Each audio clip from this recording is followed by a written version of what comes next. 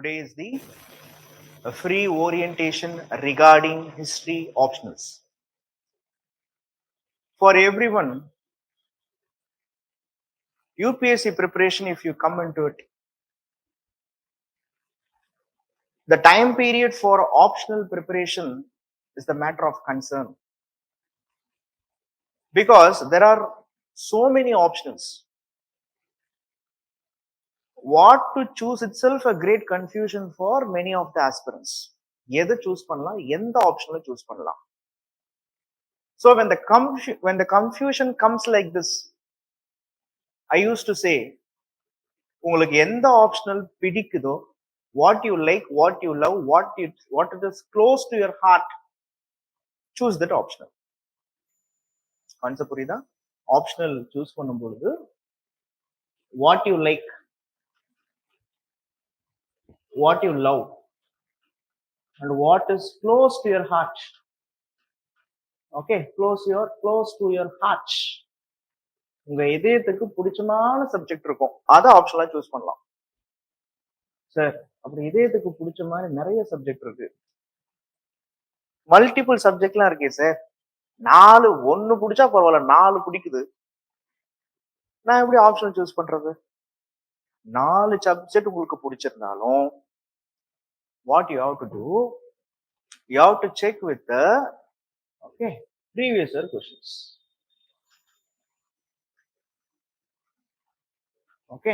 Optional choose பண்ணும்போது you have to check with the, எனக்கு ஒரு சப்ஜெக்ட் இல்ல சார், 4 சப்ஜெக்ட் பிடிச்சிருக்கு, so you have to check with the previous year questions.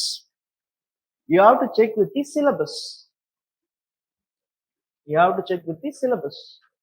And you have to check whether the optional that you take was correlating with GS, general studies. Okay, and whether you have a proper mentor and a proper materials. Got it? So whenever you are choosing for optional, this criteria is so important. Enna pananum? You have to choose the optional that is close to your heart. இந்த subject உங்களுக்கு பிடிச்சிருக்கணும், பிடிக்காத subject நம்ம படிச்சு ஒன்னும் waste அது. Second, you have to check with the previous year questions. Why you have to check with the previous year questions? You should understand. In the previous year questions க்கு நம்மளால answer எழுத முடியுதா அப்படின்ற ஒரு பேசிக் அண்டர்ஸ்டாண்டிங் ஈஸியா இருக்கா, நம்மளால answer எழுத முடியுமா? என்னதான் பேப்பர், சில ஆப்ஷனல் பேப்பர்லாம் கொஞ்சம் டஃப்பா இருக்கும், டஃப்பா இருந்தாலும் with proper guidance and proper practice whether you can able to right answer அப்படின்றத செக் பண்ணணும். And you have to check with the syllabus. Certain people will study optionals without knowing the syllabus. So syllabus is important, and you have to check whether your optional subject is having a correlation with mains general studies. இப்படி check பண்றது மூலமா so that your preparation time will reduce. Actually it will make it easier. And finally, you need to have a good mentor and also materials. இதுதான் optional subject choose பண்றதுக்கான criteria. But certain students will change the optionals based on seasons. Friend படிக்கிறாங்கன்னு optional change பண்ணுவாங்க.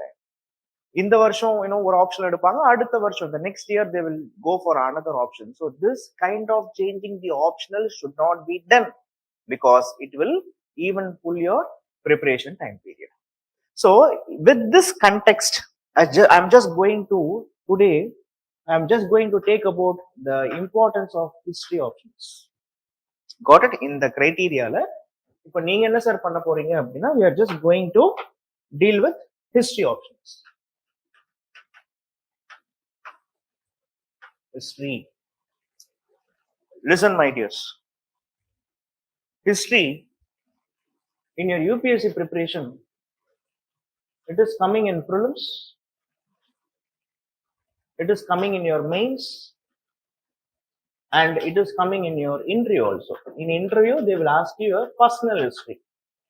prelims liyum varudhu, mains liyum varudhu, interview liyum varudhu. prelims eduthukitingna general studies la varudhu, GS1 general studies paper 1 la varudhu.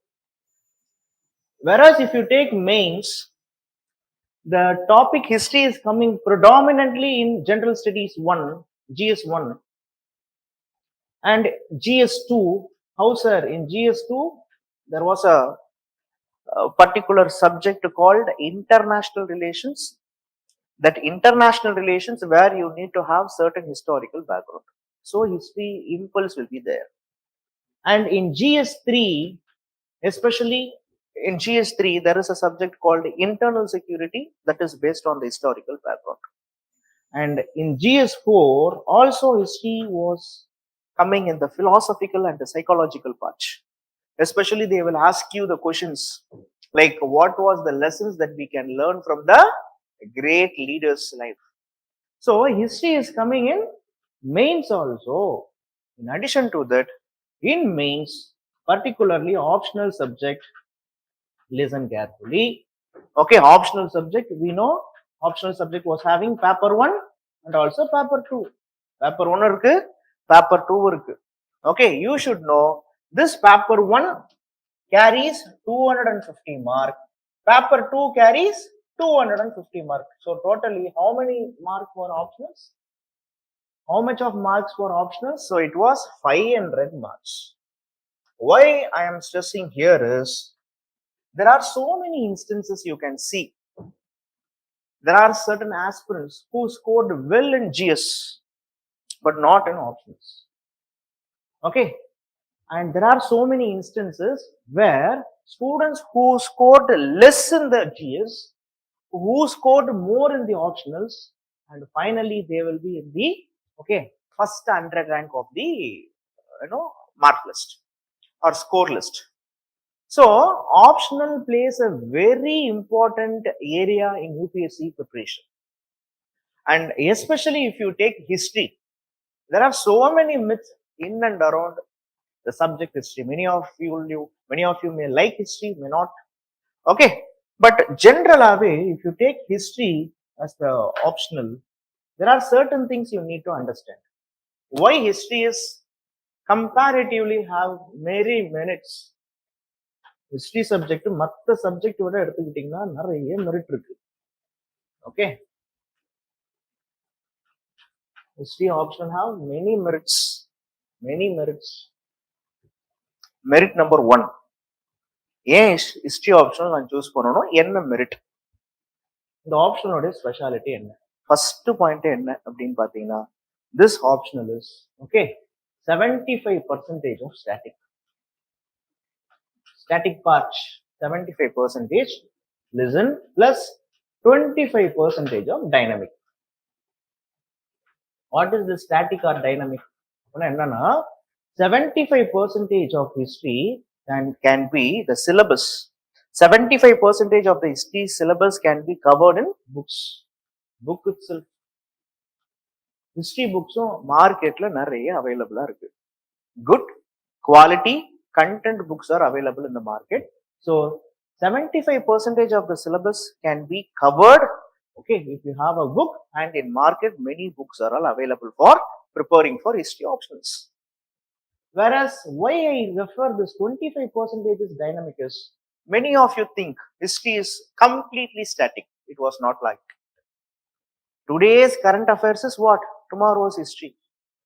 Okay, so history also in your optional preparation, especially GS second part, where you need to study about certain current affairs part. So 25% of the dynamic part of the syllabus, comes in history option. So you have, and the third one is, what is the third merit? History, certain area, it was like a story. So as it was like a story, kada mari irukradala, you can easily memorize. Okay, history, unlike other subjects, you won't be, the paper was not fully, theoretical part. Where you can have it will be the word history itself, high story. The word history comes with high story. Okay, so certain areas where you can deal like a story, you can read like a story. Kada mari padichikalam subject. And certain area, history more or less associated with it, is the most analytical subject. History was the most analytical subject, and it was the most logical subject. Analytical and logical subject. Yeah, analytical and logical அப்படின்னு சொல்றேன்னா, when you are preparing history optionals, understand the reality. Okay, problem solving approach. Okay, for any aspirant, problem solving approach is important. அது என்ன sir problem solving approach அப்படின்னு எடுத்துக்கிட்டீங்கன்னா problem solving approach is important. Why problem solving approach? Tomorrow if you are going to be a IAS officer or IPS officer, or tomorrow you are going to be in any of the service, definitely wherever you work, their problem will arise. Problem is the part and parts of life. எங்க போனாலும் பிரச்சனை இருக்கு. அப்போ பிரச்சனையோடைய சிவியாரிட்டியை பொறுத்து தான் பிரச்சனையான சொல்யூஷனை கொடுக்க முடியும். Wherever you go, problems is there. You want to know the severity of the problem, then only you can able to solve the the real problem. Then only you can give the solution for the problem. அப்போ என்ன அப்படின்னு பாத்தீங்கன்னா history more or less deals with root cause. History is associated with root cause analysis. So if you are preparing for history optionals, you will have a sound knowledge on analytical and also root cause analysis. ஏன் எதனால நடந்தது, எங்க நடந்தது, எப்படி நடந்தது, what is the background? எந்த ஒரு பிரச்சனைக்கும் பின்னாடி there will be a background. You take Babri Masjid demolition case, there will be a background. You take a communalism issue, there is a background. You take present EWS issue, the background goes to reservation, the background goes to Gandhi, Ambedkar, the background even goes before, medieval India. Appo, wherever you go, if you have any problem, the problem will have some background. So, you need to understand the background issue. Appo, background issue theriyunona, history subject will give you a more push actually. Got it? And understand the reality in history. History was having the more correlation with general studies. The subject will have a more correlation. History will have a more correlation with general studies. If you study history optionals, your prelims part was covered, and in the general studies part, GS 1, 2, and even GS 4, essay, even essay also, it was covered. Appo history was the base subject. எப்பயுமே சொல்லுவாங்க history and geography are the base subject for civil service. History and geography join together to form a tourism. Tourism அப்படின்னு எடுத்துக்கிட்டீங்கன்னா history இருக்கும், geography இருக்கும். So that is the reason. These are all the important areas, or these are all the important particular aspect where you need to understand, so that you can know what are all the merits. Some people say, what is the demerits of taking history? It is not demerits. History was one of the lengthiest optional subject. The syllabus is big. You need to learn more. For covering the optional itself, it will take 4 to 5 months hardly. So that much of content will be there. So some people say it is one of the biggest, or it is one of the lengthiest optional subject. But difficulties apart, as I said previously, if you love the subject, if you understand why you have to study the subject, that understanding is important. And இன்னொரு விஷயம் நீங்க எடுத்துக்கிட்டீங்கன்னா, பொதுவாகவே யூபிஎஸ்சியில நம்ம service UPSC ப்ரிப்பரேஷனுக்குன்னு வந்துட்டோம் அப்படின்னாலே நம்ம கிட்ட சொல்லுவாங்க, you should be a generalist rather than a specialist அப்படின்னு சொல்லுவாங்க. பிகாஸ் எல்லாமே ஜென்ரலா தான் தெரிஞ்சு வச்சுக்கணும். But it was not absolutely true. With come to optionals, நீங்க எந்த optionals படிச்சாலும் you need to have a specialist knowledge on optional subject, because UPSC says எல்லாமே ஜெனரலா படிக்கிறது வேற. A particular officer, you should have a specialist knowledge on a particular subject, so that he can be a able administrator னு சொல்றாங்க. So UPSC gives predominantly important for both general and also for specialist. So this is also another reason. So இதான் வந்து பார்க்கும்போது விஷயம் புரியுதா உங்களுக்கு? So history options ஓட மெரிட்னு எடுத்துக்கிட்டீங்கன்னா, it was both static and dynamic. It was having many books are all available in the market. And to say another important fact, மத்த எந்த ஆப்ஷனல்லுமே இல்லாத ஒரு ஸ்பெஷாலிட்டி என்னன்னா 50 மார்க்ஸ் வந்து மேப்ஸ்ல இருந்தே வந்து 50 மார்க்ஸ் எங்க இருந்து வருது? only by 250ல 50 மார்க்ஸ் பேப்பர் 1ல பாத்தீங்கன்னா உங்களுக்கு மேப்ஸ்ல இருந்து வருது. Okay, so maps is there, books is there. Okay, like a story you can memorize, analytical and logical subjects. So these are all the merits of history subject. So now we will go to the context. இதுவரைக்கும் புரியுதா? சரி, இப்போ பாருங்க. இப்போ optional எடுத்துக்கிட்டீங்கன்னா இதை நாம paper 1 history optionals paper 1 அப்படின்னு சொல்றோம் அண்ட் பேப்பர் 2 அப்படின்னு பிரிக்கிறோம். Any optional subject will have paper 1 and paper 2. So history optional paper 1 250 marks and paper 2 it was another 250 marks. Sir, what we are going to read in paper 1, sir? In paper 1, okay, what we will be reading? First என்ன வருது? Ancient India தான் வருது. Ancient India and medieval India. Ancient India and medieval India was coming in paper 1. Plus a 50 mark exclusively was given for maps.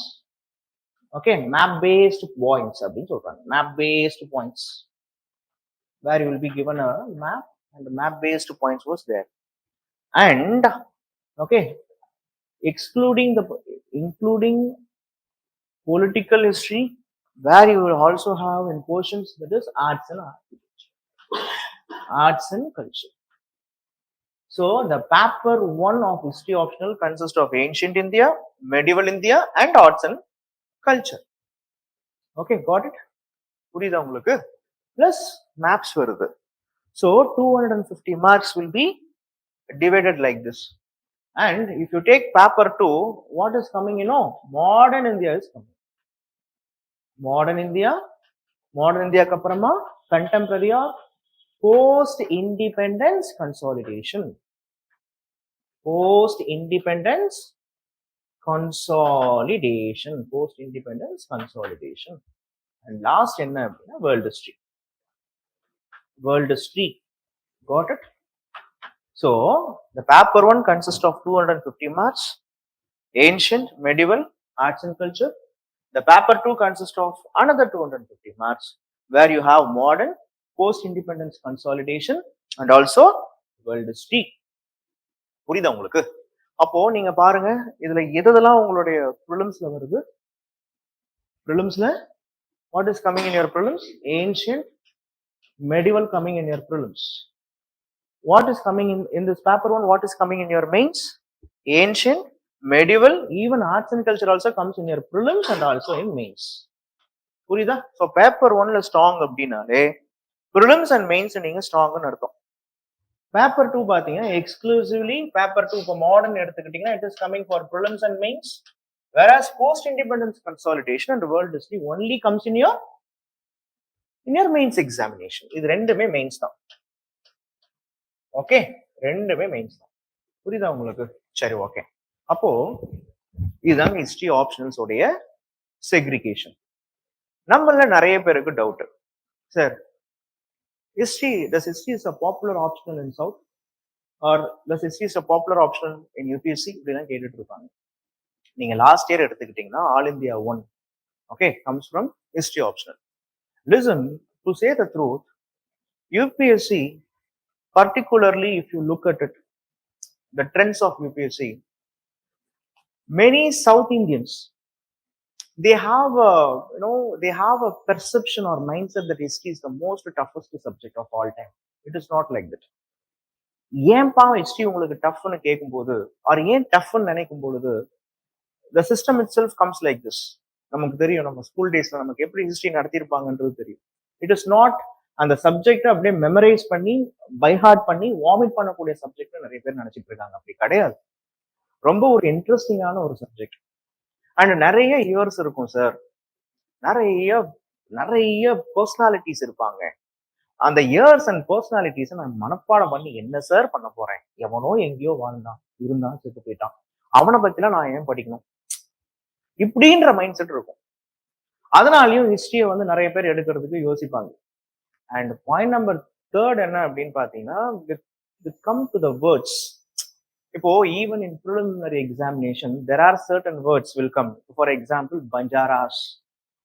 Okay, out of the 20 question, கிட்டத்தட்ட ஒரு 15 to 16 question, okay, என்சிஆர்டிஸ்லயோ or reference புக்ஸ்ல இருந்தா terms வருது. அந்த டேர்ம்ஸும் நம்மளால இப்போ modern இந்தியாவை தவிர்த்து ஏன்ஷியன்ட் அண்ட் மெடிவல் இந்தியாவில் இருக்கக்கூடிய டேர்ம்ஸ் இங்க நம்மளால என்ன பண்ண முடியல அப்படின்னா டெசிஃபர் பண்ண முடியல. நம்மளால டெசிஃபர் பண்ண முடியலன்றதுக்காகவே நம்ம சப்ஜெக்ட் என்னன்னு சொல்லிடுறோம், டஃப்னு சொல்லிடுறோம். This is the wrong perception. Understand, many officers, many aspirants later when they turned into officers, many of the officers I can quote that they took history and they have reached the peak. ஏன் அப்படின்னு பாத்தீங்கன்னா இங்க தாங்க பிரச்சனையே வருது. When we are started to prepare for a UPSC examination, the mindset what we need to have is an all India mindset. We should not think Tamil Nadu is only a land of mine. Okay, you should think Kannada Nadu, Telugu Nadu, Tulu Nadu, all Nadu is your Nadu. அப்போ history அப்படின்னு நம்ம படிக்கும் பொழுது the syllabus is not okay students, we will enter into the scene. So இப்போ நாம இன்னைக்கு டெமோல we will see what are all the important subtopics in paper 1.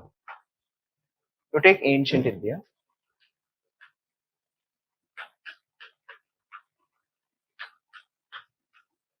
If you take ancient India, as it is mains preparation, questions will be like this. எப்படி கேட்பாங்கன்னா the ancient Indiaல first topic என்னன்னா sources of history அப்படின்னு கொடுத்திருப்பாங்க. Sources of history. What this particular topic says, sir? Sources of history na enna? Sources of history is nothing but to understand our history, you will be relying on certain sources. What are all they? Archaeological sources. Okay. And என்ன sources இருக்கும்? Literary sources. Literary sources. Numismatics. What is numismatics? Numismatics enna? It is about coins. Numismatics means coins. From coins we will decipher certain things. And we will be going for another sources is called foreign sources. That is, this literary sources comes under religious literary sources or secular literary sources, and then we come to foreign sources. Foreign sources. Foreign sources are none other than the travelogue or the evidence that was given by the travelers. Okay, listen carefully, my dears. This is the very first topic of history. From this topic itself, they will be asking you the sources. இந்த sources கொடுத்து எப்படி கேட்பாங்க, எப்படி questions இருக்கும் அப்படின்னு பாத்தீங்கன்னா, இந்த sourcesல நீங்களே சொல்லுங்க, which sources is considered to be adaptive, நம்புற மாதிரி நம்பகத்தன்மை எது இருக்கு, எதை நீங்க சொல்வீங்க? Literary sources. Okay, fine. Literary sourcesல கொடுக்கிறது எல்லாமே ட்ரூவா? The very first topic itself says history, how we need to deal it. History should be based on facts. The history optionals or your first topic enna solludu, history should be based on facts. What is that facts? You take Indus Valley civilization. The Indus Valley civilization, we know that Indus Valley people, they lived like that. They traded with Mesopotamia. Okay, the Indus Valley people, they wore dress, they used cotton, they had a religious belief, they followed a concept called they had a granary. Okay, they had a great bath. So in the mari information particular, whether we have proof for it, Indus Valley people, they believed so and so called religious system. Example, they worshipped proto Shiva. Whether we have proof for it, Indus Valley la சிவ வழிபாடு இருந்தது அப்படின்னு சொல்றதுக்கான proof இருக்கா? Proto சிவாவை worship பண்ணாங்கன்னு proof இருக்கா? இல்லையா? இருக்கே. There is something called as seals. In the seals there was a Shiva image was there. We can say, right, in Indus Valley people they traded cotton because cotton was produced there. Appo archaeological sources exactly it will say what it was. You take our Kiredi. Okay, in our Keedadi excavation, right from 2015 till 2020, okay, we have excavated so many things actually. Then only we came to a conclusion that the Keedadi, the civilization existed here, that civilization belonged to so and so time period. அப்போ கீழடியில எந்த மாதிரியான civilization, whether it was a village civilization or it was a urban civilization, it was the urban civilization. How you decipher? எப்படி உங்களுக்கு தெரிஞ்சது? Because of the archaeological facts. So archaeological facts gives a clear cut evidences. You cannot skip it. Got it? This is the question that was asked in the previous year optional. Why archaeological sources is so adaptive? Why archaeological sources நம்பகத்தன்மை archaeological sourcesல அதிகமா இருக்கு when compared to the literary sources? Because literature was there. There are so many literatures India has found. But tell me whether all the literatures are true? லிட்ரேச்சர்ல சொன்னது, இலக்கியங்கள் சொல்லப்பட்டது எல்லாமே உண்மையா? There was a debate actually. So the sources, the very first topic, the sources of Indian history will clearly say what is the need to study the sources. What is the adaptive sources? What the sources has to be taken, what not to be taken. இதான் ஆப்ஷனல்ல படிக்கக்கூடிய first topic. Second topic என்ன போகுது அப்படின்னா, the second topic is, okay, we are going to, okay, after sources we are entering into the next phase. It is what we call it as prehistory. Prehistory அப்படின்ற டாபிக்கு போறோம். Listen carefully. This prehistory was also called as Stone Age. In prehistory topic, exclusively in your mains examination, how the question will be, they will be asking you for your prelims. You will be studying about prehistory was called divided into Paleolithic, Mesolithic, Neolithic, and Chalcolithic. The same concept. This prehistory topic predominantly will come in your map-based questions. Maps la varum. And in the prehistory, exclusively in history optionals, this prehistory topic, okay, we'll be learning about how the transformation take place. You take prehistory, what they say? First one is Paleolithic, second one is Mesolithic, third one is Neolithic, and fourth one is, okay, Chalcolithic அப்படினு படிக்கிறோமா? Paleo, Meso, Neo, and also Chalco.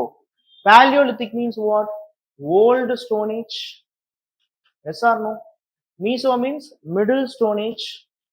Neo means new Stone Age, and Chalcolithic means Copper Age. So this particular topic says how the transformation was taken place. ஆதி மனிதன் எப்படி கொஞ்சம் கொஞ்சமா transfer ஆனா? In Paleolithic period, the people, they were all hunters and food gatherers. In Mesolithic people, the people learned about domestication. In the Neolithic, the people learned about agriculture. And in the Chalcolithic, the people started to live in a very sophisticated way. And the end of the Chalcolithic period, we call it as the emergence of civilization. அப்போ ஆதி மனிதன் எப்படி வாழ்ந்தான், அவனுடைய வாழ்க்கையை எப்படி நகர்த்தலாம் அப்படின்னு படிக்கிறது தான் Paleolithic, which means this is what we call it as Stone Age. Why the word Stone Age was used? The people, for every basic livelihood activity, they depended on stone. எல்லாத்துக்குமே கல்லு தான்.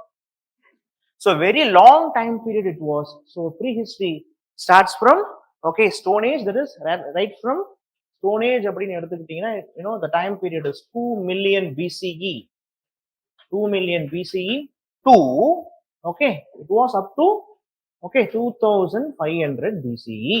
This is the time period of Stone Age.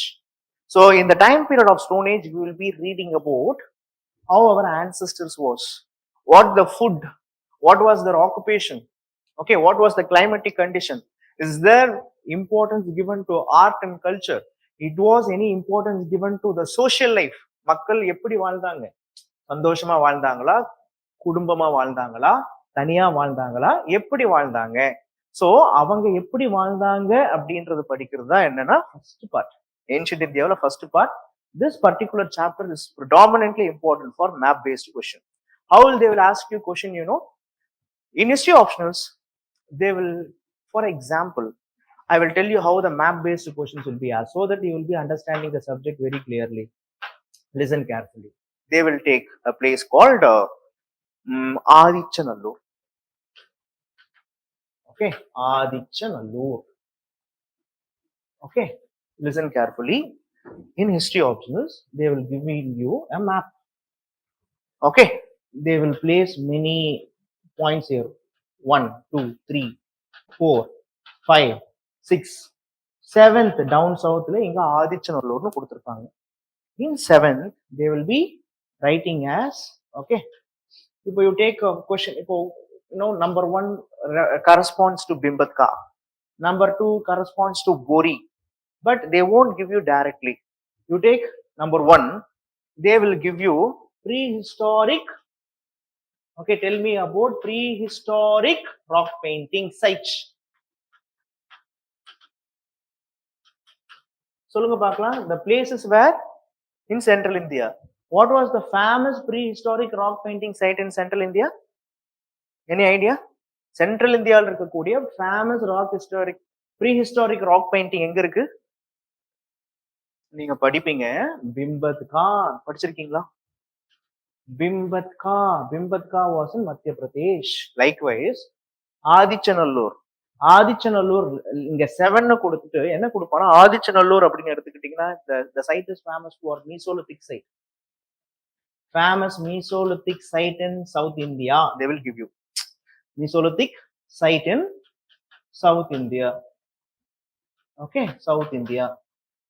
So you have to look on the map. What is there? 7 Mesolithic site in South India. So the corresponding area is what? Adichanallur. You should say first point is map point. Where this location? Where the Adichanallur was located? It was located on the down south. Thuthukudi irukilla? Thuthukurin. So Thuthukudi, Tamil Nadu irukku. They will ask you point number 2, Adichanallur site in the river bank பக்கத்துல இருக்கு. Is there any river banks associated? Okay, rivers associated அப்படின்னு கேட்பாங்க. ஓகேவா? ஆதிச்சநல்லூர் பக்கத்துல இருக்கக்கூடிய famous river எடுத்துக்கிட்டீங்கன்னா it was Thamirabarani. அந்த ஏரியால இருக்கக்கூடிய famous river. Or no sir, it was not a mainland sir, it was a coastal site. Now you have to write it was a coastal site on the bank of river, or it was a coastal site. You take Arikamedu, it was in Pondicherry, it was a coastal site. They will ask you the third point, what you need to write, Adichanallur famous for what? In those days itself, Mesolithic time period itself, so many microliths were all found here. சின்ன tools எல்லாம் எங்க கண்டுபிடிச்சிருக்காங்க. புரியுதா? And whether Adichanallur, what kind of site? It was a habitation site. மக்கள் வாழக்கூடிய இடமா? ஆமா, it was a habitation site. அப்போ மக்கள் வாழ்ந்து மட்டும்தான் இருக்காங்களா? No, it was also a factory site. What is factory site? மக்கள் அங்கதான் வாழ்ந்திருக்கான், மக்கள் அங்கதான் ஒர்க்கும் பண்ணியிருக்கான். இந்த 5 பாயிண்ட் எழுதுனீங்கன்னா உங்களுக்கு மேப்ல you are correct. இது மாதிரி மேப்ல வந்து பார்க்கும்போது they will give you certain area. ரொம்ப ஈஸியா இருக்கும் history options. They will give you இப்போ for example point number 7. It coincides with Kerala, right? They will give you என்ன கேட்பாங்க தெரியுமா? A famous Bhakti saint அப்படின்னு கொடுத்துருவாங்க. Point number 7 எங்க இருக்கு? Okay, sorry, 7 இல்ல. Point number 8. They will coinciding with Kerala. Who was a famous Bhakti saint from Kerala? Any idea? A very famous Bhakti saint from Kerala, Shankaracharya, because he was born in Kerala, Kalladi. So you have to write 4 points about Shankaracharya. இந்த மாதிரி ஈஸியா மேப்ல தட்டி தூக்கிட்டு போயிட்டே இருப்பான். இது நிறைய பேருக்கு தெரியாது. கிட்டத்தட்ட 50 மார்க்ஸ். 1 மார்க் இல்ல, 2 மார்க் இல்ல, 1 mark will determine your rank actually. That is the reason in North India, many of the people, many aspirants will take history. Because அந்த strategy என்னன்றது அவங்களுக்கு தெரியும். Because ஏன்னா அவங்களுக்கு அந்த ஆல் இந்தியா அப்ரோச், அந்த ஸ்ட்ராட்டஜி தெரியும். பட் நம்ம பசங்களுக்கு இப்பதான் கொஞ்சமா லேர்ன் பண்றாங்க. That is the reason I used to say, whenever you are preparing for history options, have a all India mindset. நீங்க பச்சை தமிழன் தான் இல்லைன்னு சொல்லல. At the same time, you are a true Indian also. உண்மை Indian நீங்க ஆக்சுவலா. அப்போ this is how the questions will coincide with the prehistoric sites. They will ask you, where is Adichanallur? Where is Bimbatka? Okay, Bimbatka பத்தி ஒரு 5 point கேட்பாங்க. Okay, Burza home. What is special with respect to Burza home? Burza home was in Jammu and Kashmir. It was the burial site. It is the site where the dog was buried along with the human being. If a dog was buried along with a human being, what kind of religious belief they possess. இது மாதிரி ஒரு 4 point எழுதணும். So easy. புரியுதா? Fine. The next topic is what? What is the next topic? சொல்லுங்க பார்க்கலாம். Prehistory was over. The second topic they will go for Indus Valley civilization. The Indus Valley civilization time period is 2500 to 1500 BCE. 2500 to 1500 BCE. So in the Indus Valley பொறுத்து வரும். Question is with respect to the origin, date. Okay, controversies. There are so many controversies with respect to Indus Valley. Origin of Indus Valley liya nariya controversies irukku. So they will ask you about the origin, date, characteristics or uniqueness. Okay, they will ask you about characteristics of uniqueness of Indus Valley. So second topic is Indus Valley civilization. I will give you an example of how the question was asked in the previous year, so that okay, you will be even maplayum questions irukku. And Indus Valley eduthukittingna, you see, I will tell you certain questions. They are asking, it was the question that was asked in okay CSA Civil Service Mains 2011. Okay, they are asking what was the trace the development of urbanization that was taken place in the 3rd millennium BCE. Whenever you are speaking about BCE, whenever you are speaking about 200, 500, 2500 means what BCE? What is it was? Moonrav, three, that is 3rd millennium. Millennium means எத்தனை வருஷம்? 1000 years. Millennium means 1000 years. So 3rd millennium BC அப்படின்னு எடுத்துக்கும் போது okay, it was right from okay 2000 okay 1 to 3000. It was 3rd millennium BCE. Concept புரியுதா உங்களுக்கு? So they are asking about how the urbanization taken place in the 3rd millennium BCE. What was the how was the development of trade and commerce in the 3rd millennium BCE? So Indus Valley civilization பத்தி படிப்போம். Okay, Indus Valley civilization அப்புறமா they are entering into the next phase. நீங்க எடுத்துக்கிட்டீங்கன்னா தெரியும். நீங்க Indus Valley அப்புறமா they are going to Aryans. Listen carefully. Here the origin of Aryans they will be speaking about. Aryans time period is 1500 to okay 600 BCE. Aryans பத்தி படிக்கும்போது தான் here also they will ask you questions with respect to Aryans origin. Seriously, origin, whether the Aryans in your GS you will be studying about the Aryans came from Central Asia. You will be studying about the Aryans, steppes of Eurasia la irundha Indiaavukku vandanga padichirupinga. But here you will be studying about more controversial theories. Some people say no sir, Aryans they didn't come from Central Asia to India. Okay, they from here to there they migrated. Aryans are originally from Nepal. Aryans are originally from Himalayan foothills. So there will be different perceptions with respect to the origin of Aryans. We'll be studying about the origin of Aryans. ஆரியர்களை பத்தி படிப்போம், அவங்களுடைய language பத்தி படிப்போம்.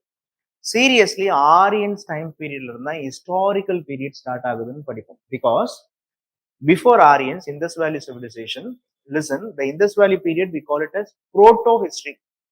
அதுக்கு முன்னாடி வந்தது என்னன்னா prehistory. In prehistory, there won't be any writing form or speaking form. In proto-history, there will be a writing form and a speaking form, but we don't know what they wrote and what they spoke. புரியுதா உங்களுக்கு? In prehistory, மக்கள் பேசல, எழுதல, literature கிடையாது. ஏன்னா அவங்க என்ன பேசினாங்க, ஏன்னா சிம்பாலிக் லாங்குவேஜ், சைன் லாங்குவேஜ் தான் யூஸ் பண்ணிக்கிட்டாங்க. ஆனா புரோட்டோ ஹிஸ்டரியில, அதாவது இண்டஸ் வேலி பீரியட்ல மக்கள் பேசினாங்க, எழுதுனாங்க. ஆனா பட் அவங்க எந்த மொழியில பேசினாங்க, எந்த மொழியில எழுதுனாங்கன்னு தெரியல நமக்கு. Whereas when you come to the Aryans time period, then only we are coming to a conclusion that Aryans உடைய லாங்குவேஜ் என்ன? What was the language of Aryans? Sanskrit. Excuse me. Yeah, இது வருது. What was the language of Aryans? It was Sanskrit. What was the Aryans literature? It was நான்வகை வேதங்கள். Rig, Yajur, சாம, அதர்வண வேதங்கள்னு படிக்கிறோம்ல. So இந்த மாதிரி வேதங்கள் அப்படின்றது ஆரியன்ஸோடைய literature. அப்போ ஆரியன்ஸ் டைம் பீரியட்ல social structure எப்படி வந்தது, வர்ணா சிஸ்டம் எப்படி வந்தது, ஓகே, பிராமணா, சத்ரியா, வைஷ்யா, சூத்ரா, தர்ம சூத்ரா எப்படி வந்தது, ஆரியன்ஸ் உடைய கல்ச்சர் என்ன, அண்ட் அந்த கல்ச்சரால ஏற்பட்ட இம்பாக்ட் என்ன அப்படின்னு படிக்கிறது ஆரியன்ஸ் டைம் பீரியட். இந்த ஆரியன்ஸ் டைம் பீரியட் அப்பதான் நல்லா புரிஞ்சுக்கோங்க, இட் வாஸ் இந்த later Vedic period. What is happening அப்படின்னா, இன் 600 BCE there are so many changes that was established, or there are so many changes came into our society. For example, in the 600 BCE only, okay, in 600 BCE what happened abdina, this is the time period where the development of, okay, Buddhism, many religions like Buddhism, Jainism came in. The reason for why Buddhism or Jainism emerged is these religions were called heterodox religion. இந்த மதங்களை எடுத்துக்கிட்டீங்கன்னா இதுக்கு முன்னாடி இருக்கக்கூடிய Aryans உடைய ரிலீஜனை, பிராமணிசத்தை தீவிரமா அப்போஸ் பண்ணுச்சு. They opposed Brahmanism, they opposed the orthodox nature of Brahmanism, they opposed the animal sacrifice. அவங்களுடைய ரிச்சுவல்ஸை, அவங்களுடைய பிலீஃப் சிஸ்டத்தை கம்ப்ளீட்டா எதிர்த்தது யாருன்னா Gautama Buddha, Vardhamana Mahavira. So this Buddhism and Jainism emerged, and it has become a popular religion and a user-friendly religion for the people. And the same 600 BCE, இந்தியாவில் என்ன நடக்குது அப்படின்னு பார்த்தீங்கன்னா, okay, this is the time period where the rise of 16 Mahajanapathas அப்படின்னு படிக்கிறோம். Rise of 16 Mahajanapathas. Rise of 16 Mahajanapatha அப்படின்னு படிக்கிறோம். Rise of 16 Mahajanapatha. Okay, so இந்த டைம் பீரியட்ல இந்தியாவில் 16 பொலிட்டிக்கல் ஸ்டேட்ஸ், இது எல்லாமே மேப் பேஸ்ட் தான். They will ask you like, because history optional it's big, I am just telling you some important things actually, because every chapter itself will go like a class. Okay, so I am taking certain important points and I am just clearing you so that you will understand what is the essence. இப்போ இந்த topic எடுத்துக்கிட்டீங்கன்னா, ஏன் இந்த topic இம்பார்ட்டன்ட்னா, இந்த டாபிக்ல தான் நீங்க தெரிஞ்சுக்கணும் இந்தியாவில், அதாவது ரோமன்ஸ்க்கு ஈக்குவலா, ரோமன்ஸுக்கும் முன்னாடினா ரோமன் எம்பையர்லாம் வரவே இல்லை, கிரீக் எம்பையர் அப்படின்றது இருந்தது, சைனீஸ் எம்பையர் இருந்தது, பெர்ஷியன் எம்பையர் இருந்தது. அவங்களுக்கு ஈக்குவலா இருக்கக்கூடிய எம்பையர் என்னன்னா Indian empire. Which means Indian empire is none another than, இந்த டைம் பீரியட்ல இந்தியாவில் 16 பொலிட்டிக்கல் ஸ்டேட்ஸ் வந்துச்சு. அந்த 16 பொலிட்டிக்கல் ஸ்டேட்ஸ்ல Magadha was so victorious. So இந்தியாவில் we are not speaking about down south. The rise of 16 Mahajanapatha, they are not speaking about down south. இங்க என்ன சேர சோழ பாண்டியர்களை பத்தி பேசல, but they are speaking about north இந்தியாவில் எத்தனை பேர் இருந்தாங்க, அதுல மகதா அப்படின்ற கிங்டம் எப்படி பாப்புலர் ஆச்சு, இதுதான் இந்த பர்டிகுலர் சாப்டர். அண்ட் இதே டைம் பீரியட்ல தான் due to the emergence and inputs of iron resources, urbanisation அப்படின்றது நடக்க ஆரம்பிச்சு. Okay, a very large scale of urbanization was taking place by this time. So India was seriously developing in this time period. The 600 BC in down south, it was called the age of Sangam. இதே time பீரியட்ல தமிழ்நாட்டுல கீழடி இருக்குல்ல, Keezhadi was the time period of Keezhadi 600 BCE. So in south also a civilization existed, that is what we call it as the Tamil civilization, okay, or Purunai civilization, or whatever may be the case. Wherever there was a river sources, wherever there was a river bank, there will be some civilization. நதி படுக்கைகளில்தான் மக்கள் வாழ்ந்தாங்க. Initially they were all hunters and food gatherers, and later they have settled on the bank of river. Whenever a people settled, automatically என்ன ஆகும் அப்படின்னா development வர ஆரம்பிக்கும். There will be a psychological development, physical, mental, biological developmentலாம் வரும். So அந்த development சிவிலைசேஷன்ல போய் reach பண்ணிடும். So அதனாலதான் சொல்லுவாங்க நதி படுக்கைகளில் நாகரீகம் தோன்றியது. So we are speaking about in North India, okay, that higher level in the political development, what we call it as the rise of 16 Mahajanapathas. The same time period in South, we call it as Sangahalam, Sangam age. புரியுதா உங்களுக்கு? So இந்த topic அப்புறமா என்ன கேட்பாங்க, இங்கதான் உங்களுக்கு தெரியும். The same 600 BC onwards, foreign invasion started.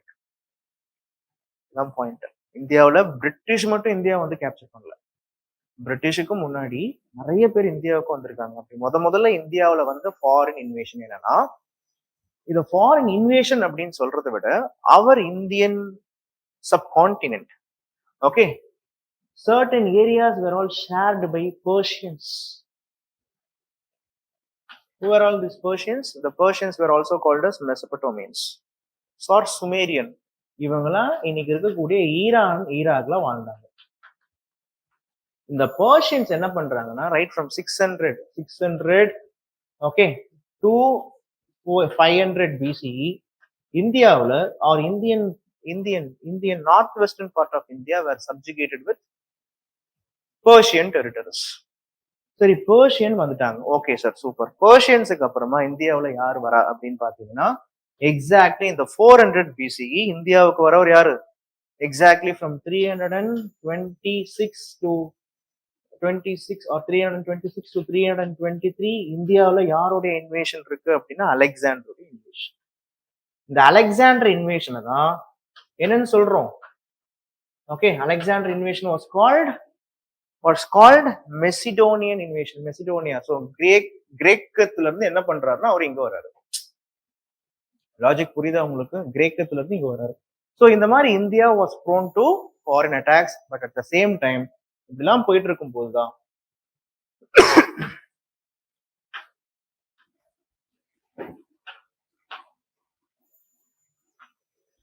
understand it was when the things goes like this.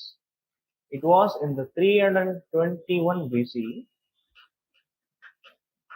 Okay, exactly சொல்ல போனா 400 to 200 BCE என்ன ஆகுது அப்படின்னு பாத்தீங்கன்னா, okay, the Mauryan Dynasty came into India.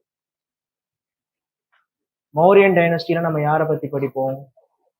Who was? Tell me about Mauryan Dynasty. Any popular Mauryan kings? உங்களுக்கு தெரிஞ்சதுதான். சந்திரகுப்த மௌரியா, அசோகா, பிந்துசாரா. இந்த Mauryan dynasty time பீரியட்ல the 3 rulers, the most popular rulers எடுத்துக்கிட்டீங்கன்னா, Chandragupta Maurya, Bindusara and Ashoka. We know Ashoka is famous. He was called Ashoka the Great. Why Ashoka was famous? Because he was the great administrator. After Kalinga War, he converted into Buddhism, and he was not only a great administrator and proved that he was a great ruler who loved for social harmony. Ashoka உடைய எந்த policy அவர் இன்னைக்கு வரைக்கும் பேச வைக்கிறது? It was not his war policy, it was his Dhamma policy. So questions எல்லாம் சூப்பரா கேட்பாங்க actually, because Mauryans itself, if you take history optionals, we will be dealing about what is Ashoka's Dhamma. They will be asking questions like this. Ashoka's Dhamma was more than secular Buddhism. Explain. And Ashoka, especially Ashoka, has erected so much of rock edicts and pillar edicts. You would have heard about the word called edicts. கேள்விப்பட்டிருக்கீங்களா? Ashoka உடைய rock edicts and pillar edicts அப்படின்றது Ashoka. Okay, there are 14 major rock edicts அப்படின்னு சொல்லுவாங்க.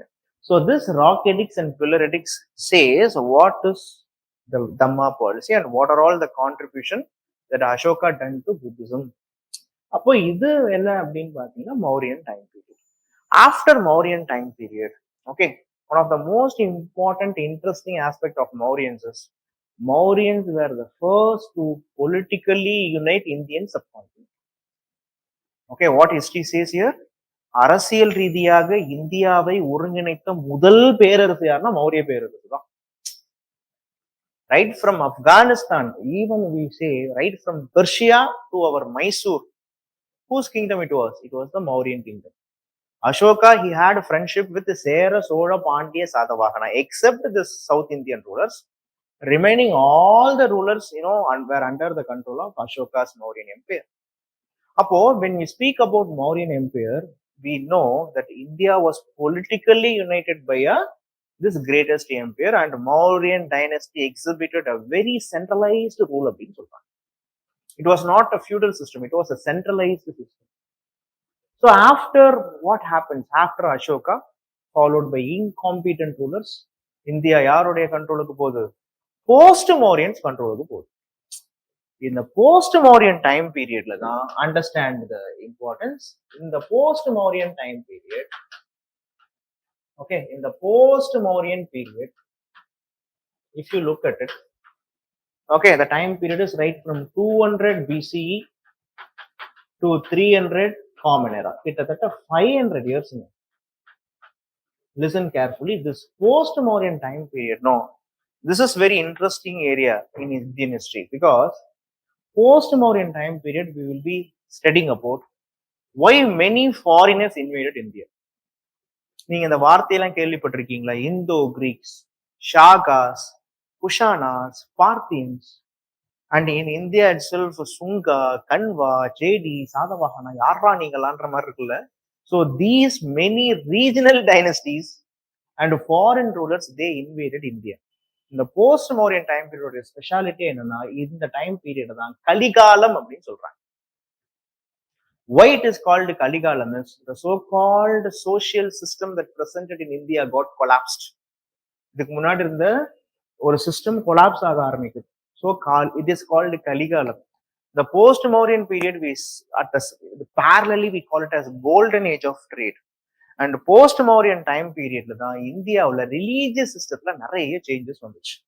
உருவ வழிபாடுல இந்தியாவில் வர ஆரம்பிச்சது இந்த டைம் பீரியட்ல தான். நம்ம சொல்றோம்ல, ஹிந்து மதம் தோன்றியது எப்படி அப்படின்னும் பொழுது different sect and cult join together to form Hinduism. அப்போ Shaivism, worship of lord Shiva, Vaishnavism, Shaktam, Kaumaram, இந்த மாதிரி இந்து மத கடவுள்களுடைய உருவ வழிபாடு இப்பதான் ஸ்டார்ட் ஆச்சு.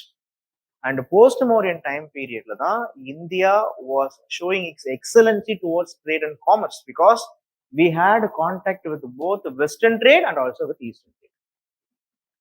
முக்கியமா our South Indian rulers, Chola, Chera, Chola, Pandya, they had a very positive bilateral relationship with the Roman emperors. அதனாலதான் சொல்லுவாங்க, the Roman emperor Augustus statue was erected on the Kerala Mussoorie fort. So this contribution and all we will be dealing with. இதெல்லாம் பத்தி நம்ம படிப்போம். So post Mauryan முடிஞ்சு போச்சு. Then goes to after post Mauryan, where it comes. Post Mauryan period முடிஞ்ச உடனே இந்தியாவில் Gupta dynasty start ஆகுது. Guptan period, Gupta dynasty. Okay, first you need to understand the chronology. ஹிஸ்டரியை லேர்ன் பண்ணணும் அப்படின்னா you need to understand about the chronology of history. So in Gupta dynasty, okay, they will be a question. Okay, Gupta டைனஸ்டியை தான் கேட்பாங்க. Question எப்படி தெரியுமா இருக்கும்? Are you giving a justification that Gupta age is seriously a golden age அப்படின்னு கேட்பாங்க. கேள்விப்பட்டிருக்கீங்களா? Guptan age was called golden age or classical age of Hinduism. Its time period is right from 250 to 550 Common Era. கிட்டத்தட்ட 300 years the Guptans ruled here in Indian history. But what is the question is, they are asking in mains whether Guptan age is a golden age. Are you giving a justification that it was a golden age? Do you really agree that Guptan period reached a climax in the field of science and technology? இப்படிலாம் question கேட்பாங்க. Do you say or do you know that Guptan period was the rise of feudalism? Indian feudalism அப்படின்றது வந்தது Guptan periodல தான். அதை நீங்க ஒத்துக்கிறீங்களா?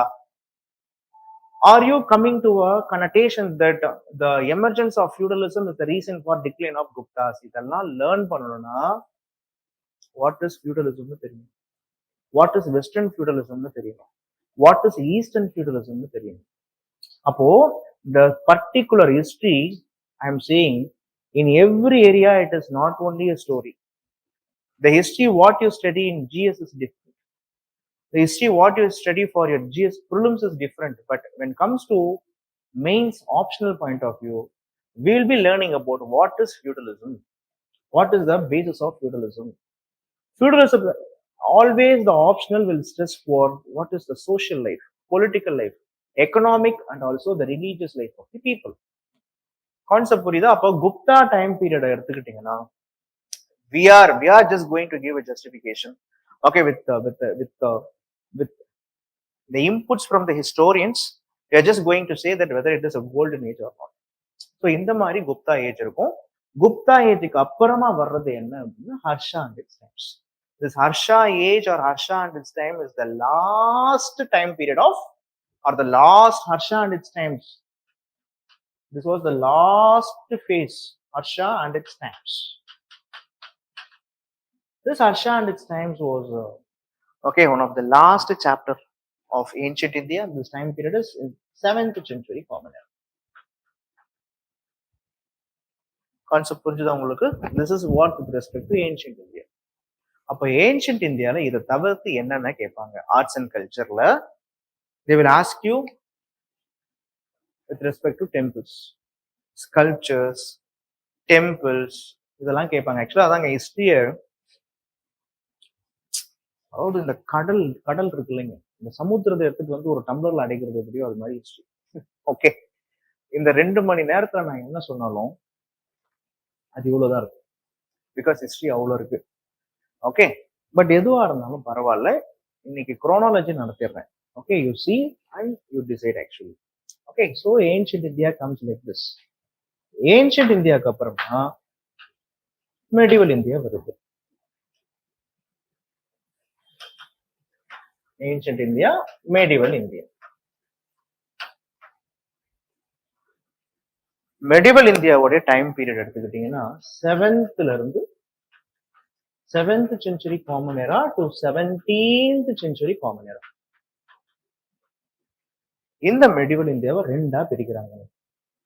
ஒன்னு yearly medieval India, இன்னொன்னு later medieval India.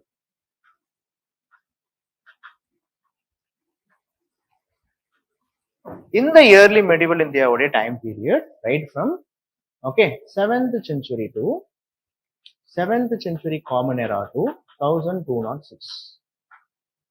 Later medieval India time period 1206 to 1707.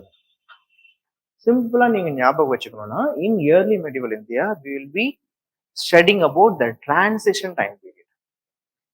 என்ன transition time period? இந்த time period தான் இந்தியாவுல இஸ்லாமுடைய இன்ஃப்ளூயன்ஸ், இஸ்லாம் அப்படின்ற மதம் இந்தியாவுக்குள்ளார வந்தது.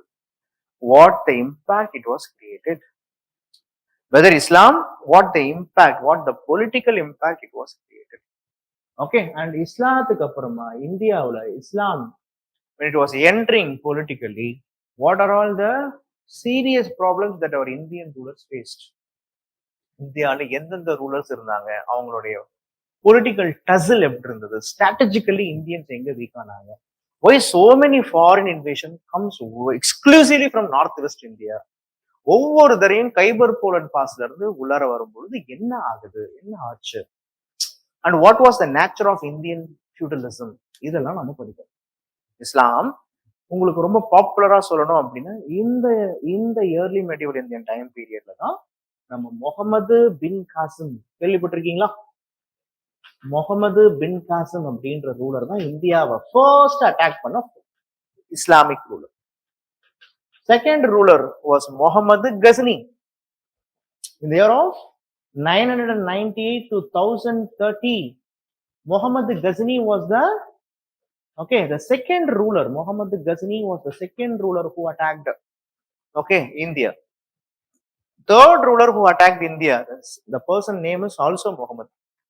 He was called Muhammad of Gori or Muhammad Gori. So from this Muhammad Gori, in the year of 1191 and 1192, after engaging a war with Prithviraj Chauhan, finally after the second battle of Tirunelveli, he was able to become a very successful ruler.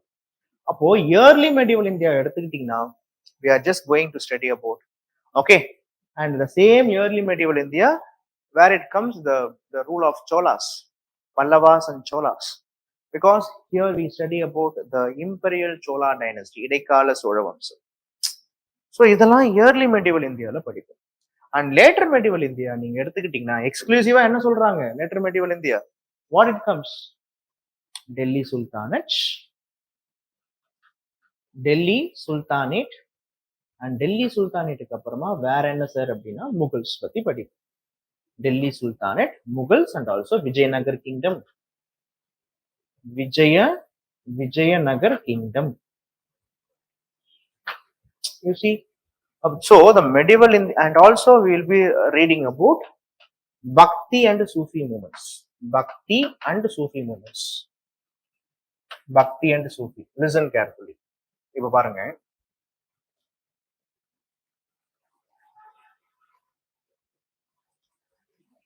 how the questions are from medieval India.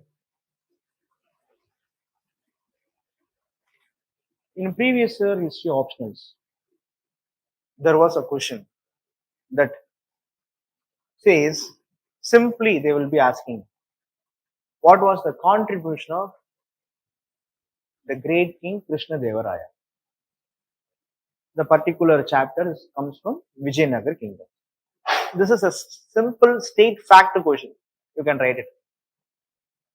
Whereas the question comes like this: explain, okay, the battle of Panipats.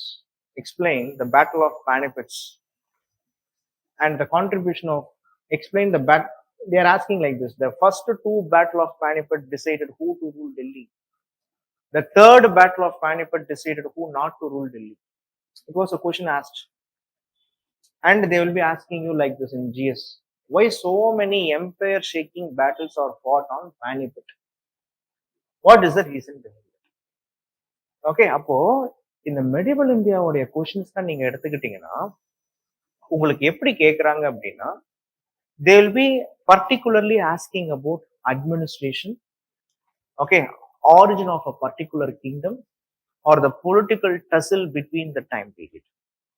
ரொம்ப concept paste ஏரியாவா இருக்கும். For example, உங்ககிட்ட கேட்பாங்க, medieval இந்தியாவில் ஏங்க அவ்வளவு problems வருது? Medieval India அப்படின்னும் போது many communal issues game.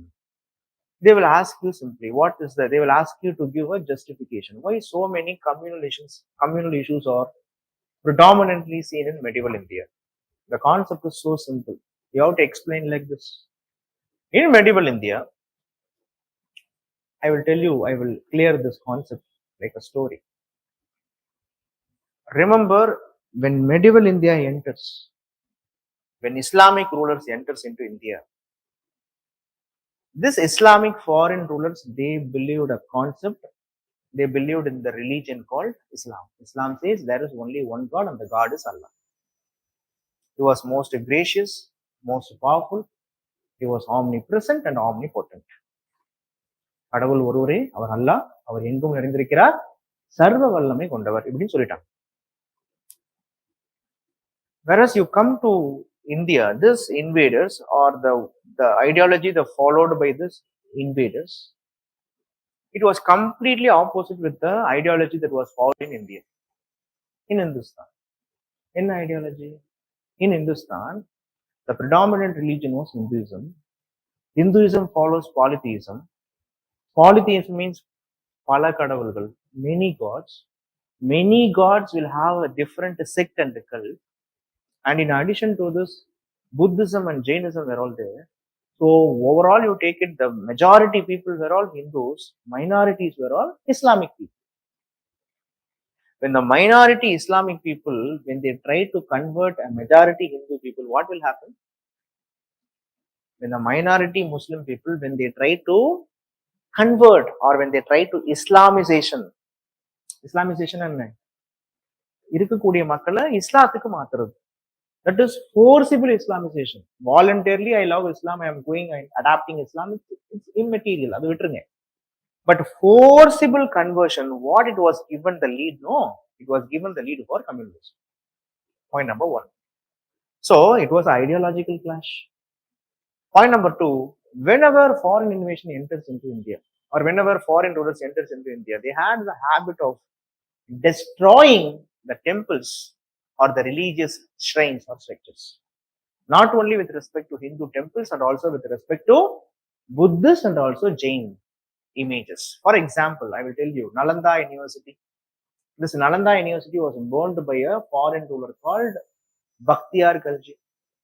There was a temple called Somnath Temple. The Somnath Temple was destroyed by a foreign ruler called Muhammad Ghazni.